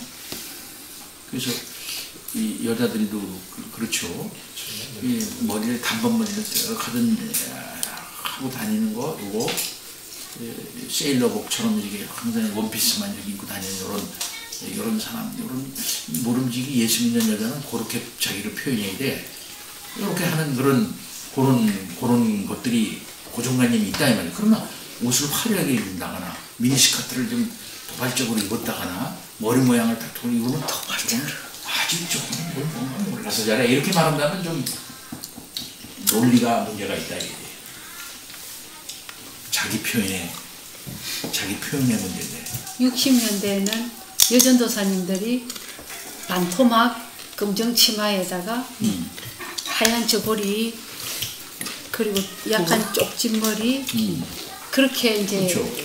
했으니까 모르는 사람들은 여전도사님이 그러고 계시니까 여러분 저희 보면 잘 믿으면은 옷을 저렇게 입으려고 닮으려고 하는 그런 거죠. 그건 옛날에 그런 표현 저기는 신여성 일제시대는 신여성의 아주 앞서가는 복장이었어요. 굉장히 앞서가는 복장이었어요. 어떻게 치마를 갖다 짧게 입습니까?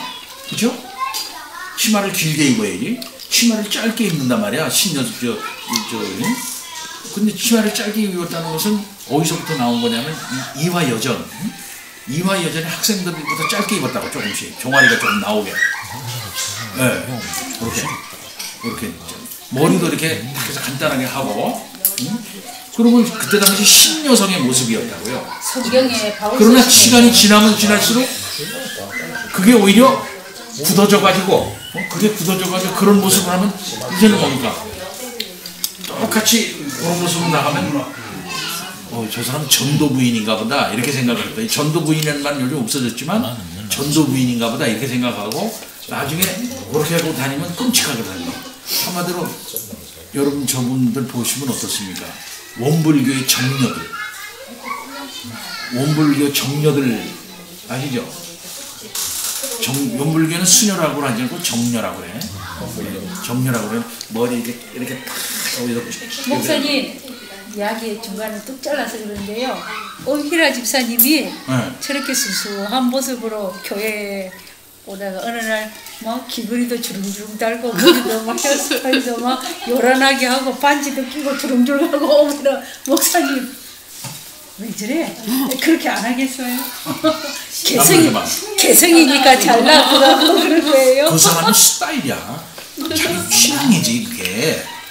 자기 취향이지 그것이 아니, 중생하고 관계없다. 이게 취향이고 취향이다. 그렇게 하는데 여기 짙은 화장을 하고 향수를 피우고 막 좀 특이한 복장으로 앉아 있으면은 모두 다 그런 거하고 떠나서 인상을 약간 찌푸린다거나 불편해하거나 그런 모습을 드러내지 않겠어요?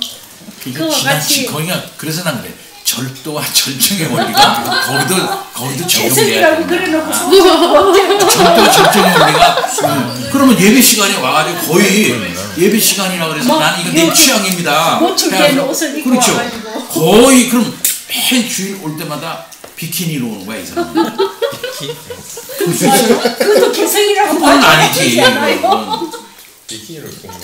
현실적인 문제에 부딪히는 거예요, 목사님. 그래서 내가 보기에는 그 양식이 있다면은 그 때와 장소에 따라서 자기의 그 어떤 그 화장이라든지 아니면 복장이라든지 이거 다 다르게 하잖아요. 그죠? 거기에 맞게 이렇게 하면 되는 거죠. 교회에서 젊은 아이들이 그 세대 아이들에게 맞게끔 나팔바지를 입고 오고 슬리퍼 찔찔 끌고 교회 오고 집에서 입던 복장으로 이렇게 오니까 어른들이 자연히 눈살을 찌푸리고 본의 아니게 잔소리를 하게 되고 그런데 그거를 정당화하고 살아가는 젊은이 애들에게는 그게 잔소리고 듣기 싫은 소리고 이 교회 가니까 자꾸 어른들이 그래서 하니까 교회 안 가고 싶다 그렇게 돼버리고 그랬잖아요. 난 그건 어느 정도 열려 있어야 된다고 보는 사람이야. 이게 개성도 어떤 문화적인 어떤 폼이나 양식이나 이것이 고정화되면 안 된다는 거예요. 고정화되면.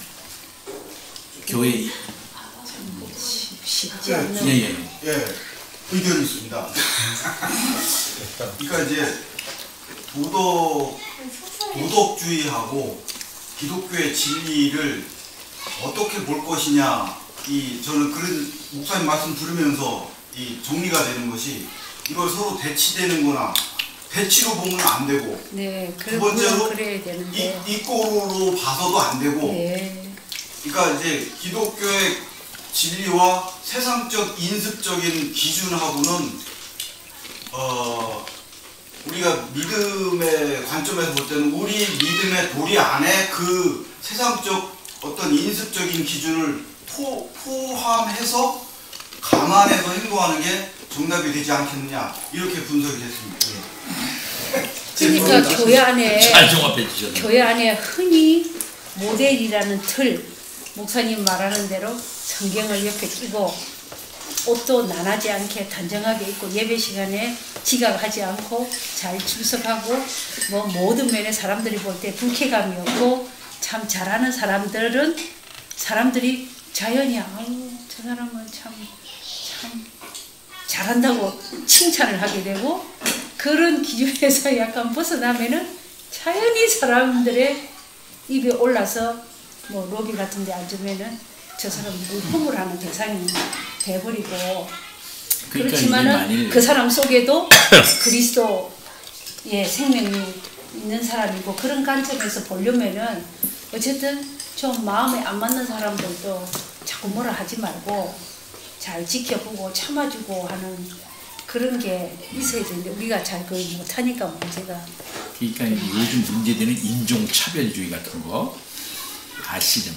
이런 것들이 문제가 되는 것 중에 하나가 바로 그런 것하고도 연결이 돼요. 왜 그러냐면 서양 중심의 백인 중심의 기존적 문화에서는 나름대로의 격식과 예식과 이런 걸 다 갖추는 어떤 그런 게 있단 말이죠. 근데 그런 차원에서 볼 때 그것이 자기네들에는 노멀한 거로 보는 거야. 그게 정상이라고 보는 거야. 항상 우리의 기준이 정상이다. 이게 자기 나름대로 그렇게 본단 말이에요. 그러니까 그렇지 않은 사람은 낮춰보기 시작하고 다른 사람이라고 생각하고 한마디로 말해서 백인들 예배하는 거하고 흑인 예배하는 거 텔레비에서 보시죠. 그러면은 아프리카 계통에서 나온 흑인들이 예배하는 걸 보게 되면 성가대가 일어나서 춤을 추다시피 해. 그러면 그렇게 하면 또 목사도 나가가지고 아멘 그러고 앞에서 또 이 사람들이 박수 치면서 좋아하고 깔깔대고 그런단 말이야. 근데 백인들이 예배하는 거 보면은 앉아가지고 예배. 내가 보기에는 둘 중에 무엇이 옳으냐, 무엇이 옳다 둘 다 표현하기 어려워요. 그렇게 개인적으로 표현하기는 어려워도 그건 분명히 왜 그러냐면 예배를 이렇게 드려야 된다 하는 그걸 자꾸 나름대로 틀을 자꾸 가지잖아요. 그 틀을 밖으로 나가긴 나가지만 하나님의 입장에서 볼 때 그들이 그렇게 예배 드리는 그 행태 자체가 어떨지 몰라도 그들의 중심을 하나님께서 저거는 보통 볼 때 저건 나쁘다, 저급한 거다, 받아들일 수 없다 이렇게 보지는 않으실 거라고 난 본다 이 말이에요. 왜냐면 그 사람들은 그게 익숙한 거야 그냥. 즐기잖아요. 막 익숙한 거야. 막 즐기고 어떻게 거야 이거? 흔들고 익숙한 건데. 이렇게 그 사람들 가만히 음악 나오는데 그래도 못해요. 흥겨우 음악만 나오면 이러는 사람들인데 그게 어떻게 그래서 반주도 하지 말라고 그런 거냐. 그렇게 하는데 그러면 또 걔네 차이로 막 다 부러져 버리게 돼요. 아니 그건 아니고 그런 사람들에 대하여 내가 보기엔 도덕적으로 지나치게 옳다 그러다 판단을 내리기는 쉽지 않다는 이렇게 보는 겁니다. 시편 찬송을 할 때도 진짜 이제 왜 악기를 사용하지 말아야 되고 이런 이야기를 들으니까 악보에 따라서 우리가 자연히 리듬을 타려고 하는 심리가 있잖아요. 근데 그거는 옳지 않다고 했으니까 이제 진짜 악보는 악보대로 가지만은 가사에 집중하려고 애를 쓰려고 그러는데 진짜 리듬을 타면은 또 몸 흔들어야 되고 또 이상한 행동 해야 되고 그러니 자연히 너무 나와 다르다 해서 그 표현 방법이 나와 다르다 해서 그것을 도덕적으로 옳다 그러다 이렇게 날카롭게 판단하는 것. 특별히 하나님 입장에서 이것이 그야말로 받아들여지느냐 안 받아들여지느냐 사활적인 차원에서 말이죠. 이것이 하나님께 올려지는 하나님께서 받으실 만한 요 예배는 받고 저 예배는 안 받으신다. 그리고 저 사람의 중심에 대해서는 이건 나쁜 거고 이 사람의 중심은 좋은 거고 이렇게 판단하기는 어렵다. 이게 겉으로 나타난 것만 가지고는요. 어쨌든 가짜 결과는 자꾸 우리 자신이 생각을 해요. 왜냐면 사람은 그렇게 춤추면서 뭐 하더라도 그것이 가짜일 수 있고 앉아가지고 정상적으로 앉아서 예배 드린다 할지라도 그것이 옳지 않을 수도 있는 거예요. 가짜일 수도 있고 가짜를 판단은 하나님이 하십니다. 가짜를 추구하는 그러니까 이게 도덕주의 문제는요 오늘날의 문제와도 똑같습니다. 일상에. 그러니까 우리가 텔레비에서 나오지만 메노나이트 있잖아. 메노나이트를 수염 이렇게 탁 길고 모자 싹 쓰고 엄격하게 이렇게 예배를 드리고 그런 것 같지만 굉장히 율법적이고 때로는 율법적이도 자기 자녀들에 대해서는 폭력적이고 집에 가서는 자기 부인 휘청이 때리고 말이야. 이런 모습이 가끔 텔레비전에도 나오죠. 그리고 용납하지 않고 남을 용서를 안 해주고 엄격해가지고 화를 내면 결국은 막 자기 애들한테도 심각한 상처를 주고 이런 경우가 있는 거거든요. 그러니까 참 조심해야 된다. 어떠한 문화를 우리는 어떠한 문화적 양식을 전하는 게 아니야. 어떤 문화적 양식을 전하는 게 아니고 복음 그 자체가 가지고 있는 진실성과 그리고 엄격함 이걸 말하는 거지. 어떤 뭐 바울의 정령처럼 예배 시간에 모자를 이 여자들이 이게 이 행커칩이고 허연 행커칩을 갖다가 수건을 갖다가 머리에다 올려야 되느냐 말아야 되느냐 이게 옳으냐 제대로 사활적으로 이게 옳으냐 그것 저기가 아니다 이거예요.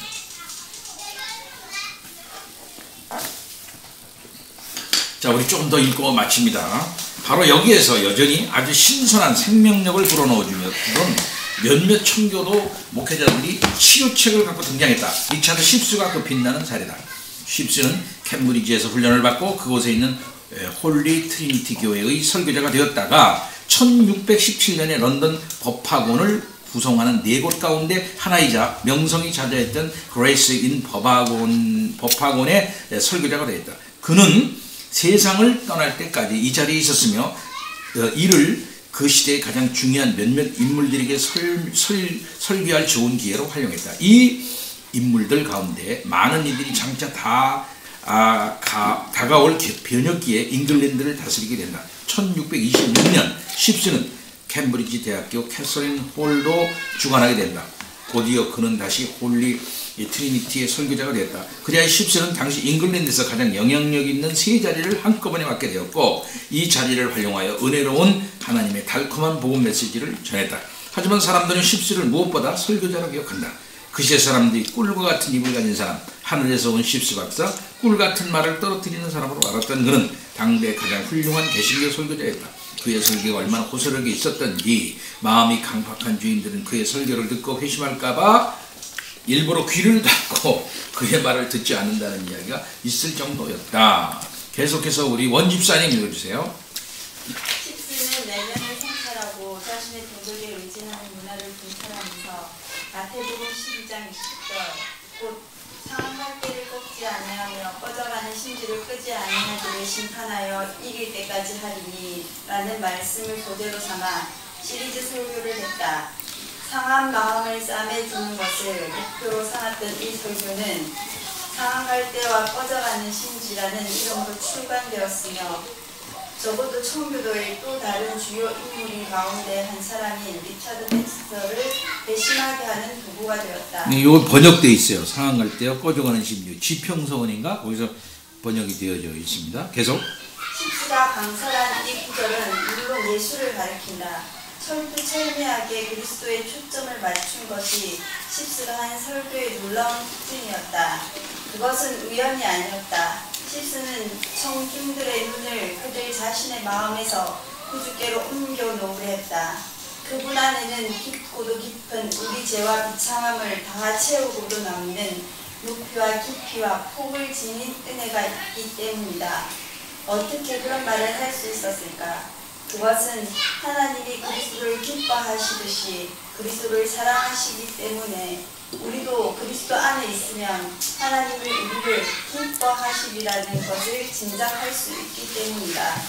따라서 그리스도인이 우리 영혼의 상태를 확신하는 것은 우리 믿음이나 행위의 힘 때문이 아니라 성부가 성자를 사랑하신다는 데에 삼위일체 하나님이 완전히 의견을 같이 하시기 때문이다.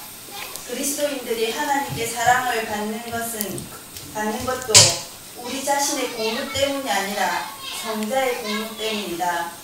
하나님은 삼위가 사랑을 나누시는 한 몸이므로 그리스도인들도 확신을 가질 수 있다. 그리하여 십스는 믿은 지 얼마 되지 않고 번민이 많은 그리스도인들에게 그저 도덕적 짐을 지우지 않고 대신 그들이 그리스도를 마음으로 사랑하게끔 그리스도의 매력을 보여주었다. 그때부터 그리스도인의 어떤가는 과업은 우리를 위해 자신을 내어주신 그분의 사랑과 자비라는 불가에 앉아 따뜻하게 불을 쬐는 일이 되었다. 그리스도인은 그리할 때에 비로소 마음으로 죄를 짓는 일을 진정 멈추게 된다. 반면 그들이 그저 그들의 행동만 바꾸게 할 경우 마음의 죄는 아무리 영향을 받지 않는다. 다시 말해 십스는 죄를 짓지 않고 살려고 몸부림치는 것이 아니라 하나님이 값없이 은혜를 베풀어 주셨다는 복음만이 죄를 해결할 수 있는 길이라고 믿었다. 자, 이거 루터가 얘기한 거 아니에요? 루터가 이렇게 하지 않았어요? 그죠? 응? 루터가 죄를 안 지려고 하고 어떻게 해봐야 계속 불안하고 고통스럽고 계속 괴로울 뿐이었지만 그가 그리스도를 온전히 그리스도의 공로를 온전히 의지하고 그 공로를 의지했을 때 그 은혜성을 깨닫게 되면서 그는 자유로워질 수 있었잖아요. 그거다 이 말이지. 여기 보면은 뭘 하지 말라 해서 그리스도인이 되는 게 아니고 여기 본 것처럼 우리를 위해 자신을 내어주신 그분의 사랑과 자비라는 불가에 앉아 따뜻하게 불을 쬐는 일, 이게 중요하다 이거지. 무엇보다도 신앙은 그런 거예요. 근데 뭘 하지 말라, 이것도 하지 말고 저것도 하지 말고 이것도 하지 말고 저것도 해, 이렇게 해봐야 그리스도인이 되질 않아요. 아니, 여기에 문제가 있는 것 같아요. 어떤 면에서는 목사님의 가정에 태어난 아이들이, 또 교회의 장로님이 태어난 아이들이, 교회 중심으로 자라는 아이들이 이 신앙의 프리덤을 경험하지 못하는 거예요. 신앙의 프리덤, 은혜의 충만함과 자유로움을 경험하지 못하고 어릴 때부터 이러지 말아야 된다. 교회 가면 떠들면 안 되고, 목사 아들이니까 이러면 안 되고. 얘는 복음에 앞서 뭘 하지 말아야 한다는 것부터 배워가지고 어릴 때부터 교회 가기가 싫은 거예요. 이런 경우가 많은 거예요. 그러니까 참 어린아이들도 같이 이렇게 성경 공부 어려운 얘기하고, 교회 가면 어려운 얘기만 하고 그냥 재미없고 말이야. 교회 재미없는데 이렇게 인상이 깊으면 나중에 커서도 교회는 첫째 재미없는데 맨날 논쟁만 하는데 이렇게 돼버리고 만나. 교회 가면 뭔가 인간미 있는 어른들, 나를 사랑해주는 어른들, 나의 힘을 북돋아주고 이렇게 자기를 부서나주고 밀어주고 이런 뭐가 있어야 되는 거야. 이게 우리 재용이를 여러분들 밀어주세요. 밀어주고, 재용아 가서 자거라 이러는데 침대에 가서 편안하게. 어떤 면에서 계속 참석만 하게 한다고 해서 대수는 아니다 이거. 그래도 그 과정을 이겨내는 과정도 있어요. 그러니까 여러분 그걸 잘 좀 생각합시다. 그러니까 저도 그런 면에서 많이 실수를 했고요. 이런 면에서 상처를 많이 줬어요. 우리 아들, 우리 딸들에게. 어떤 면 내 자신이 굉장히 자유로운 사람임에도 불구하고 스스로 그렇게 생각하는 걸 어떻게 해? 왜 그러냐면 우리는 뭐 조그만 교회를 이제 옛날서부터 했었으니까 그 교회 오는 조그만 아이들이 다 상처를 입은 아이들이 많이 왔어요. 우리 저기에. 그러면 우리 한 사람이 나나 걔네들을 먼저 보듬는 거야. 그럼 항상 우리 애들이 뒷전이에요. 뒷전. 넌 조금 이따 먹어. 너는 좀 나중에 해. 나는. 근데 걔도 먹고 싶거든. 우리 딸도 먹고 싶어요. 근데 넌 좀 이따가 나중에 줄게. 걔도 먹고 싶은데 그럼 걔 다른 애들 먼저 주고. 그럼 얘는 우는 거야. 우리 애는. 이렇게. 그런 경우가 많단 말이죠. 오래된 교회는 맨날 직분자들 애들을 주일학교 가면 모범적으로 얻어맞아요. 교회에서도 그래. 교회에서도 이건 좋은 거 이런 게 가슴 속 이래야 되는데.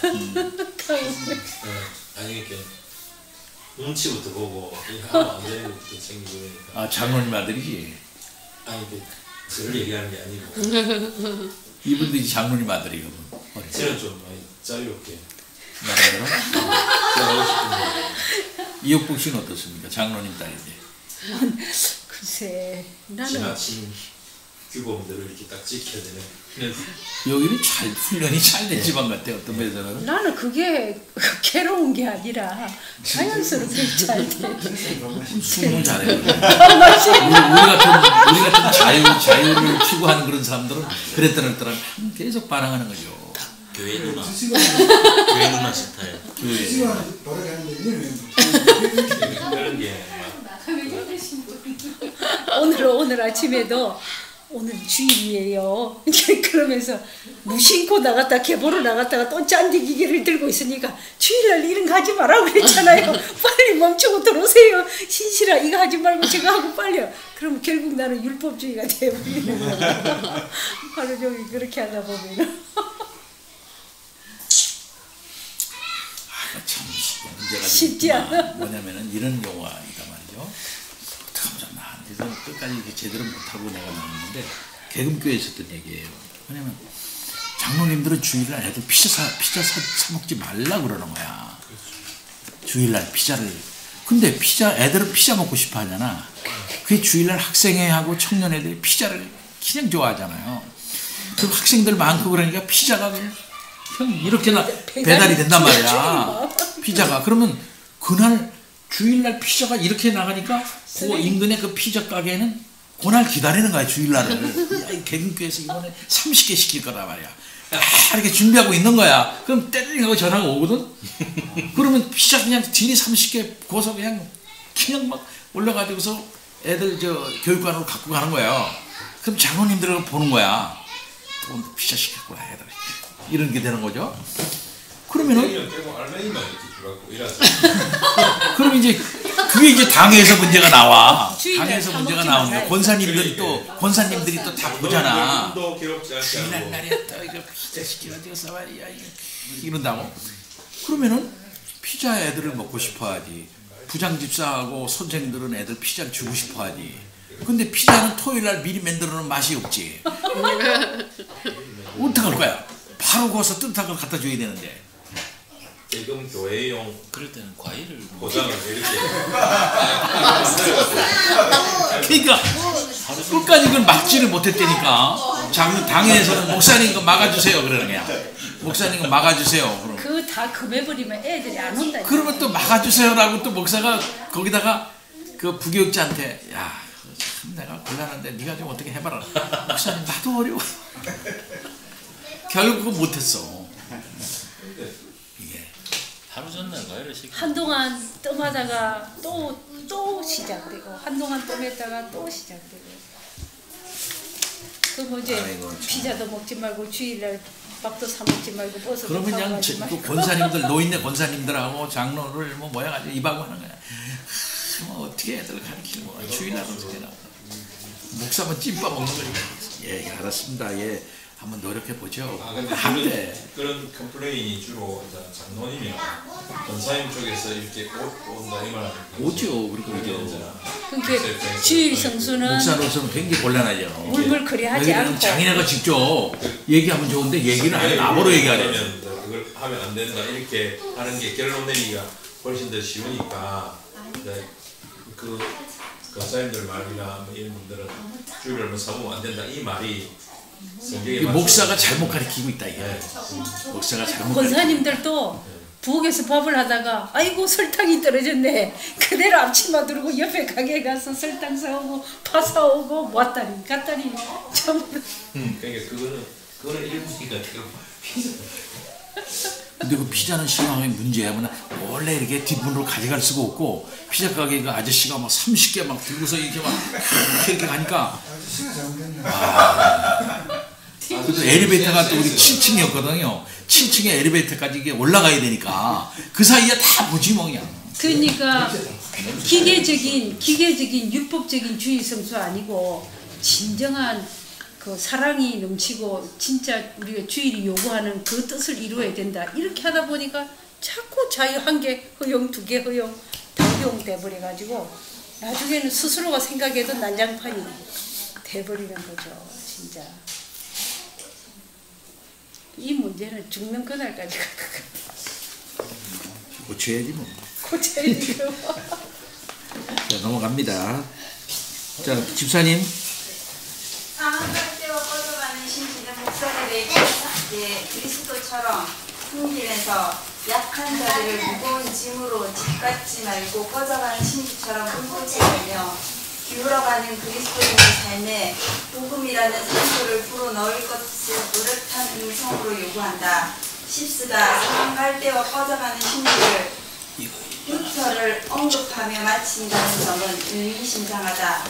십스는 하나님이 루터를 사용하셔서 세상에 어느 누구도 끌 수 없는 불을 붙이셨다고 말한다. 십스는 심지어 종교개혁을 개혁하는 경우에도 개혁의 진정한 정신을 잃어버릴 수 있으며 중세 가톨릭교가 안겨주었던 모든 의심과 불안이 하나님의 은혜를 못 보는 그리스도인의 열렬한 도덕주의라는 뒷문으로 슬그머니 다시 들어왔다고 말하는 것 같다. 십스 및 그와 같은 청교도들이 그리스도의 은혜로운 본질과 직임을 가르치며 선포하려 했던 것은 종교개혁의 이런 본질을 지키려는 목적 때문이었다. 그리스도의 본질과 직임에 관하여 바른 자부심을 갖는 것이 그리스도를 받드는 모든 섬김과 그분에게서 얻는 위로의 원천이다. 예. 그리고 그리스도를 바라보고 그리스도를 통해서 문제가 해결되지 않으면 이 도덕주의 문제도 참 해결하기 어렵다. 그렇게 보는 거죠. 십수도 그렇게 이제 해석하고 있는 것 같습니다. 한번 십수의 이 책이 번역됐으니까 저한테도 있어요. 빌려가서 보시려면 빌려가고 십수 전집도 저한테 있습니다. 굉장히. 근데 뭐 자 5시인데 이게 어디 갔다? 조금 5시 15분 남았거든요. 조금 더 하고 지금 오늘 진도 많이 나가야 되는데 조금 나가네요. 새롭고 위대한 어떤 시대. 자 그럼 설집사님 읽어주세요. 5시까지 하겠습니다.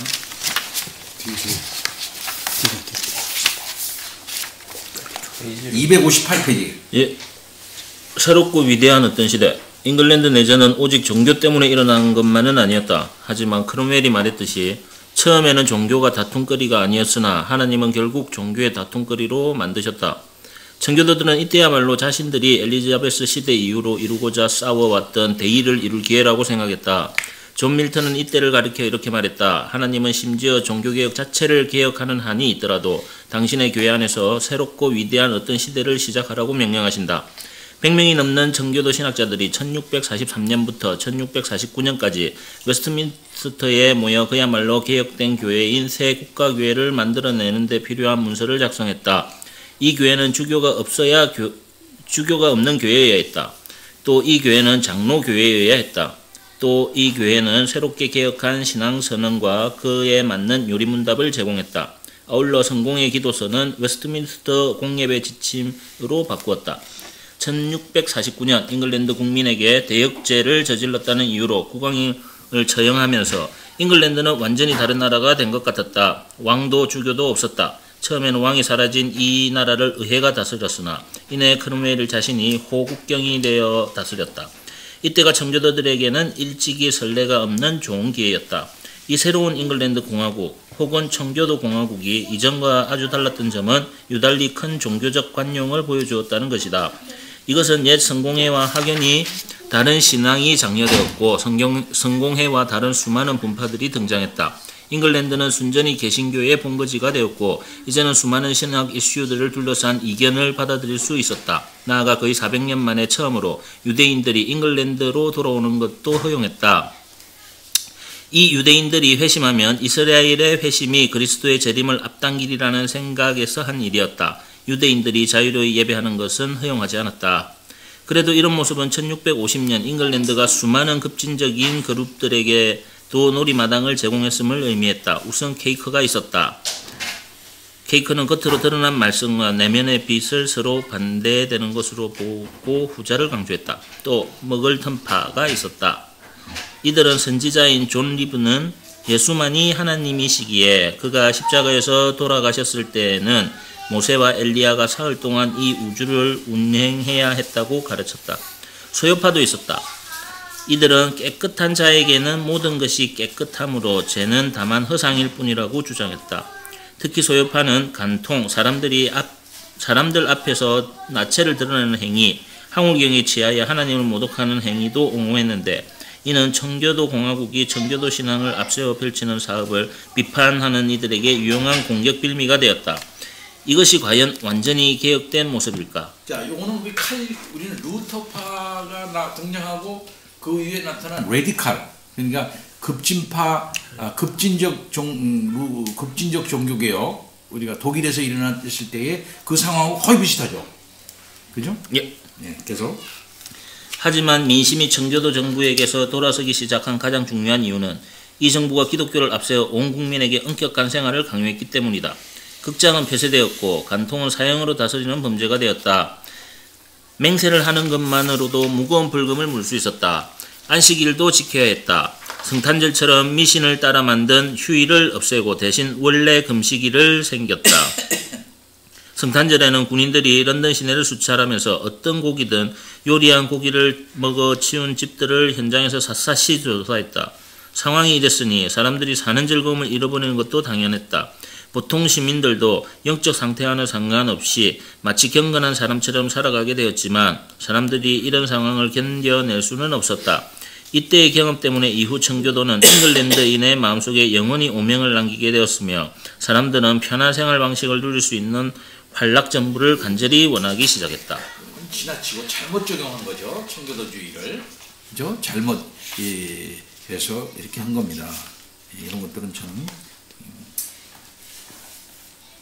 그 다음에 성직자들의 역사를 쓰다. 1650년에는 청교도가 위대한 목회 활동을 펼친 시기이기도 하지만 리처드 백스터가 키더민스터에서 보낸 황금기를 생각해보라. 청교도들이 가장 위대한 학문 업적 중 많은 내용이 탄생하는 데 도움을 준 시기이기도 했다. 아주 두드러지고 많은 책을 낸 청교도 학자들 가운데 리차드 십수의 오랜 친구이자 아일랜드 전체를 관장하는 대주교에 있던 제임스 어셔가 있다.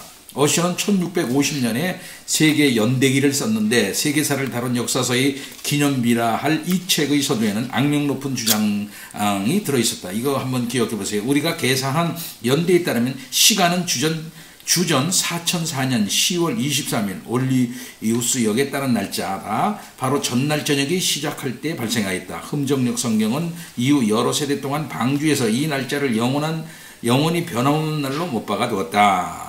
이게 어쇼가 만들어서 하는 거예요. 예수 그리스도 오시기 전 주전 창세가 주전 4004년 전이다. 이렇게 해서 이 킹 제임스 버전에 이걸 이렇게 저기 한 판에 이렇게 기록해놔요. 요게 저도 그런 판이 있는데 주전 4004년에 하나님이 천지를 창조하셨다. 이렇게 딱 나와. 그러니까 그러면서 이렇게 조금씩 줄어가요, 날짜가. 그렇게 해놨는데 이건 어쇼의 주장인데 지금 생각하면 이제 무식한 것 같지만은 이때 당시 어쇼는 굉장한 학자였어요. 네. 제가 이 어쇼의 전집을 이게 다운받아 가지고서 갖고 있는데 라틴어로만 28권인가 봐요. 대작이야, 대작. 엄청난 학자예요, 원래가. 자, 이렇게 봅니까?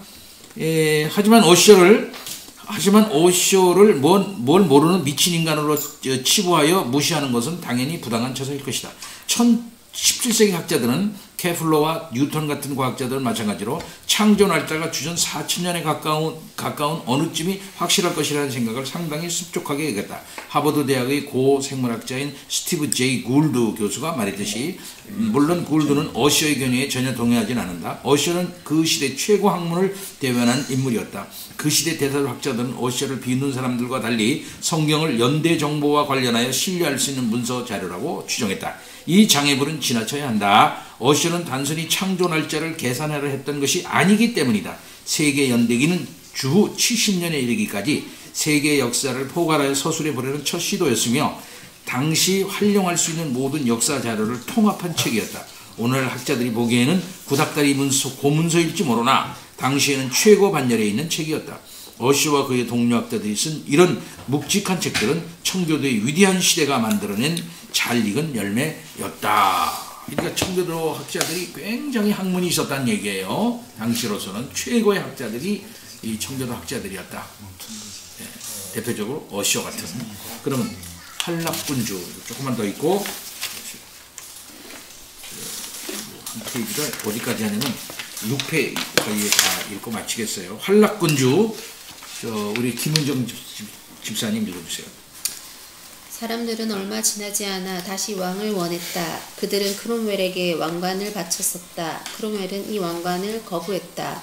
1658년에 크롬웰이 죽자 사람들은 유능한 후계자가 없음을 빌미삼아 처형당한 왕의 아들인 찰스, 1649년에 처형당한 찰스 1세와 앙리에트 마리 부부가 낳은 아들인 찰스 2세에게 재빨리 왕관을 바쳤다. 1660년에 왕으로 공포된 찰스 2세는 지난 10년 동안 잉글랜드가 보여주었던 모습과 완전히 정반대인 왕이었다. 나중에 활락 군주로 유명세를 얻은 이 왕은 그가 가진 스페니얼 숫자만큼이나 많은 정부를 거느리고 있는 것 같았다. 북명군은 7정부에게서 사생아 14을 낳았다. 청교도 공화국 시절만 해도 간통은 사형당할 범죄였다. 찰스 시대에는 간통이 조롱을 동반한 형벌을 받으면 끝나는 순정이 되었다. 또 찰스는 그의 생각과 다른 신학 견해들은 통 크게 무시해버렸으며 하긴 왕에게 감히 다른 견해를 주장하는 이들이 있었을까 싶다. 실제로 마음속으로는 로마 카톨릭교를 믿기도 했다. 그는 죽을 때 침상에서 로마 카톨릭교로 확실히 개종했다. 이런 분위기 속에서 청교도를 배척하는 움직임이 널리 퍼졌고 더 혹독해졌다. 1662년에는 다시 성공의 기도서를 강요하기 시작했다. 그리고 여러 논쟁을 단번에 끝내고자 모든 성직자에게 이 기도서에는 하나님 말씀에 어긋나는 것이 전혀 없다고 선언하도록 강요했다. 그 결과 성직자들은 그들이 몸담은 교회에서 이 기도서를 벗어나는 일을 하지 못하게 되었다. 전체 성직자 중 5분의 1인 약 2,000여 명이 이런 강요를 거부했고 결국 목회지에서 쫓겨났다. 그리고 1664년에는 쫓겨난 성직자들이 더 이상 목회를 하지 못하게 비밀 집회 금지령을 공포하여 성공의 집회 이외에 5명이 넘는 사람이 모이는 모든 종교 집회를 불법으로 규정했다. 이듬해에는 5마일령을 공포하여 쫓겨난 성직자들이 이전에 목회했던 도시나 읍면이나 자치도시에서 5마일 이내 지역에는 일절 갈 수 없도록 만들었다. 이제는 법을 동원하여 청교도의 입에 재갈을 물리고 있었다. 하지만 청교도 성직자들의 사역은 계속 이어졌다.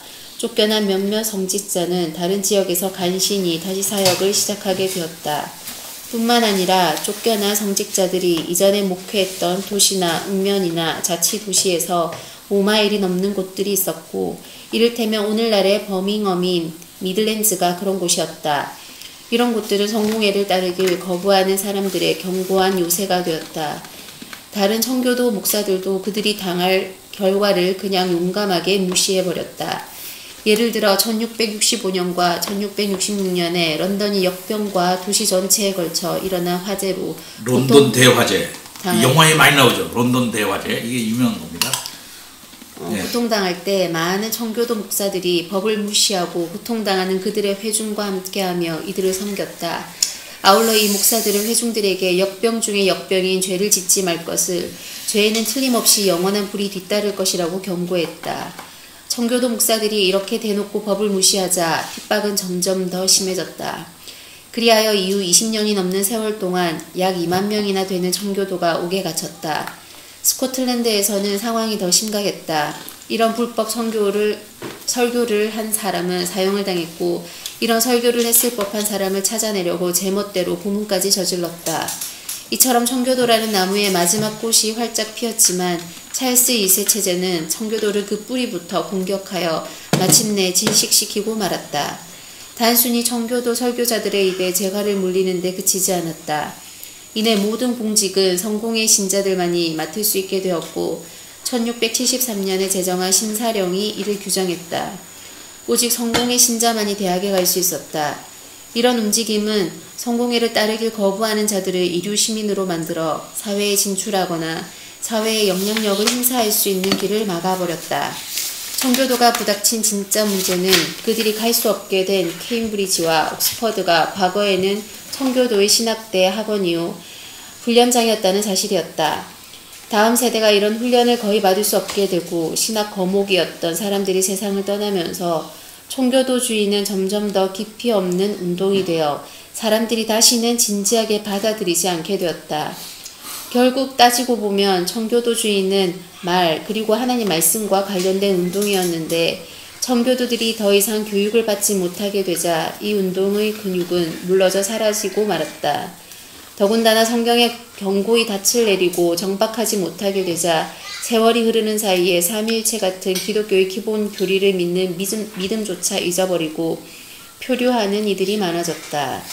청교도는 서서히 숨을 거두었기 때문에 언제 청교도 시대가 막을 내렸는지 단정하여 말하기는 어렵다. 마지막 격변도 최후의 저항도 없었다. 성공의 내부에는 여전히 복음에 충실한 개신교 신자들이 있었다. 하지만 많은 이들이 쫓겨나고 입에 재갈이 물리고 억압을 받으면서 이 오랜 운동은 더욱 뿔뿔이 흩어지고 지도자도 없는 신세가 되어버렸다. 1700년경에 이르자 더 이상 청교도를 입에 올리는 사람은 없었다. 그때가 되자 사람들은 반대자들을 조롱했고 쫓겨나 힘을 잃어버린 이 이류 그룹을 가볍게 무시해버렸다. 그러나 청교도가 종교개혁을 개혁하려 한 운동이라면 청교도 시대가 언제 막을 내렸냐고 묻는 것은 곧 종교개혁이 막을 내렸는지, 내렸다면 언제 막을 내렸는지 묻는다는 의미가 된다. 이것이 우리가 다음 장에서 다룰 문제다. 예, 이렇게 청교도가 이제 물러가는 것인데 참 안타까운 일이라 할 수 없죠. 그 다음에 그 가로친 거 그거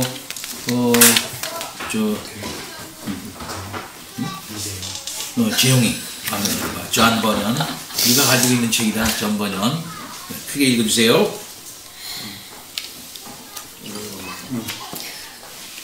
그 등에 무거운 짐을 짊어진 사람. 1660년대와 1670년대에 가장 유명한 청교도 죄수를 들자면 아마도 존 버년을 말할 수 있을 것이다. 그는 불법 설교를 했다는 이유로 거의 12년이나 옥고를 치렀다. 그러나 그는 옥에서 보낸 시간을 누가 봐도 청교도 문학의 고전임이 분명한 작품을 구상하는 데 활용했다. 그 작품이 바로 천로역정이다. 천로역정은 바멜이라는 성읍에서 천성으로 순례 여행을 하는 모든 그리스도인을 염두에 둔 알레고리지만 특별히 버년 자신의 체험을 반영한 작품이기도 하다.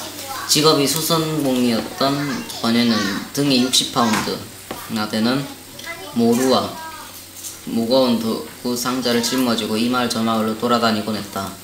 이 짐은 그와 묘사한 순례자가 등에 짊어진 무거운 죄를 나타내는 모델이 되었다. 이 순례자는 십자가 앞에 나아감으로써 비로소 이 무거운 짐을 그의 어깨에서 벗어버리고 큰 안식을 얻는다. 버년은 옥에 있을 때 자신이 회심한 사연을 그대로 털어놓은 죄인의 괴수에게 넘치는 은혜를 쓰기도 했다. 이 작품은 리처드 식스가 맞서 싸웠던 4명 성찰 중심의 도덕주의를 가장 탁월하게 보여주는 사례이자 버년이 찾은 답을 보여주는 사례이기도 했다. 버년은 이 책에서 그가 젊은 시절에는 천국과 지옥을 생각할 때면 그리스도가 나를 용서하지 않으실 테니 내가 천국을 고대하기는 너무 늦었다고 믿으면서 낙심에 빠지곤 했다고 써놓았다. 그는 자신이 더 나은 행위를 하려고 할 때면 내 평안이 들어왔다 나가곤 했으며 때로는 이런 일이 하루에 20번이나 벌어졌다. 이제는 안심하다가도 금세 염려하곤 했다고 말했다. 그러던 어느 날 내가 들판을 지나갈 때 아직도 모든 게 어렵지 않다며 두려워하던 내 양심으로 무언가가 갑자기 날아오더니 내 영혼 속에서 이런 말이 퍼뜩 떠올랐다. 내 의는 하늘에 있다. 게다가 난 내 영혼의 눈으로 예수가 하나님 우편에 계시며 바로 거기에 내 의가 있음을 보았다는 생각이 들었다.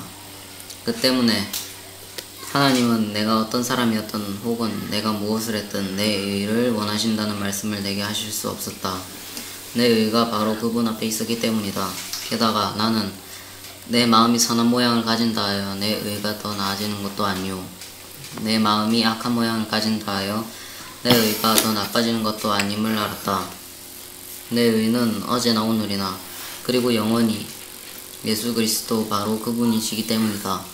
이제 정말 나를 올감했던 사슬이 내 발에서 벗겨졌다. 나는 고통과 무거운 짐에서 벗어났으며 나를 시험하던 것들도 달아나 버렸다. 그 결과 내게 고통을 주던 하나님의 두려운 말씀도 더 이상 두렵지 않게 되었다. 나는 기뻐함의 집으로 돌아왔다. 다 하나님의 은혜와 사랑 때문이었다. 바로 이런 메시지가 버년이 전한 모든 설교에 스며들었다. 버년의 설교는 누가 들어도 인정할 만큼 아주 고상했다. 그 설교가 어찌나 고상했던지 한 번은 찰스 2세가 옥스퍼드 대학교 부총장을 역임한 존 오웬이 있는 자리에서 버년을 무식한 팀장이 수다꾼이라 헐뜯자 이 오웬이라는 학자마저도 이렇게 대답할 정도였다. 폐하 감히 엿줄 건데 제가 이 땡장이만큼만 설교한 능력이 있다면 제가 가진 모든 학식을 기꺼이 내버리겠사옵나이다. 예, 버년은 아주 훌륭한 사람이었어요. 크게 학문은 없는 사람이었는데도 불구하고 그의 영적 체험과 그의 깊이 있는 글들은 아주 지금까지 유명합니다. 존 버년의 천로역정, 여러분 천로역정은 다 보셔야 돼요. 그 우리나라에서 그 성경보다 그만큼 그 다음에 출판된 게 천로역정이에요. 그 일제시대 때 일찍이 천로역정이 번역이 됐어요. 네, 아주. 그래서 천로역정이 우리 성도들에게 굉장히 은혜를 많이 끼친 책인데, 우리 개용이는 원서로 있더라고. 지금 저기 존 버년의 책 하나 내놨는데 누가 가져가셨나? 저기 거기 존 버년의 거기 한번 들어봐. 존 버년의 경외함의 진실. 경외함의 진실. 저기 존 버년의 책이에요. 저것도 보면은 아주 좋아요. 이거 하나 가져가서 보세요. 네. 예, 오늘 여기까지. 예, 청교도주의가 이렇게 드러났다가 저기 하면 다음에는 이제 종교개혁은 끝난다 하고 그 다음 자기로 나가겠습니다. 자, 그 스코틀랜드 종교개혁사를 구입을 했어요. 그러니까 이제 오늘 미리 갖고 와서 읽어 오시든지 이렇게 하시고 이제 숫자대로 다 샀으니까 한 번도 빠짐없이. 네. 몇 권 샀죠? 12권입니다. 12권입니다. 모자르질 않아요. 그 자기 책을 하나씩 가서 이름을 다 써놔요. 그래서 갖고 다녀요. 그리고 이렇게 해가지고서 아니면 갖고 다니기 어려우면 저쪽에다 비치해두고 이렇게 하시기를 바랍니다. 예, 요거는 우리가 읽은 거는 지금 전반적인 이게 루터, 그 다음에는 제네바, 그 다음에는 잉글랜드, 스코틀랜드, 청교도, 그리고 마지막 여기까지 해서 종교교육 전체를 쭉 한번 서베이한 거예요. 근데 저거는 이제 우리가 그래도 가장 원조로 삼는 스코틀랜드, 우리는 개혁주의 장로교를 주장하니까 그쪽의 종교개혁사는 어떻게 되느냐. 지금 우리가 그동안 읽어봤습니다만 잉글랜드는 이게 좀 종교개혁을 허담한 것 같은 그런 느낌이 있죠. 근데 스코틀랜드는 철저하게 이루려고 굉장히 이제 노력을 하고 그런 체제를 이루었습니다. 스코틀랜드 종교개혁사를 요 다음에 이제 우리가 공부하도록 하겠습니다. 자, 마치겠습니다. 기도합니다. 하나님 아버지 참 감사합니다. 종교개혁사 전반을 살펴보았습니다. 잉글랜드의 종교개혁과 청교도 문제를 생각했습니다. 하나님 아버지 우리들에게 지혜를 허락하여 주시고 결단력을 또한 허락하여 주시어서 먼저 이루어진 종교개혁의 여러 양상들을 살펴보고 공과를 또한 살펴봐서 올바른 것을 잘 이어받을 수 있는 우리들이 되게 해 주옵시기를 원합니다. 오로지 하나님의 말씀 중심적인 그런 신학과 신앙을 견고히 지켜나갈 수 있는 우리들이 되게 해 주옵시기를 원하옵고 기도하옵나이다. 정치 문제와 어울려서 많은 난맥상들이 있었습니다. 그러나 끝까지 죽음을 무릅쓰고 복음을 지키며 그 복음의 진수가 무엇인가를 드러내며 살았던 위대한 종교개혁자들의 신앙을 오늘날 잘 이어받을 수 있도록 하나님 인도해 주옵시기를 원하옵고 기도합나이다. 교회를 바로 세우고 진리를 바로 알고 인식하고 그것을 잘 드러내는 일을 잘할 수 있는 우리들이 되게 해 주시옵시기를 원합니다. 일주일이 시작됩니다. 하나님 아버지 무더운 여름이 가고 선선한 가을바람이 부는 때가 되었습니다. 건강을 지켜 주시옵시고 또 하는 일들 가운데 하나님께서 함께하여 주셔서 모든 일들이 순조로이 잘 이루어지도록 하나님 인도해 주시고 나의 삶 속에서 하나님 역사하시는구나 하는 것을 체험토록 역사하여 주옵소서. 다시 만날 때까지 함께하옵소서. 예수 그리스도 이름으로 기도하옵나이다. 아멘. 수고하셨습니다. 고맙습니다.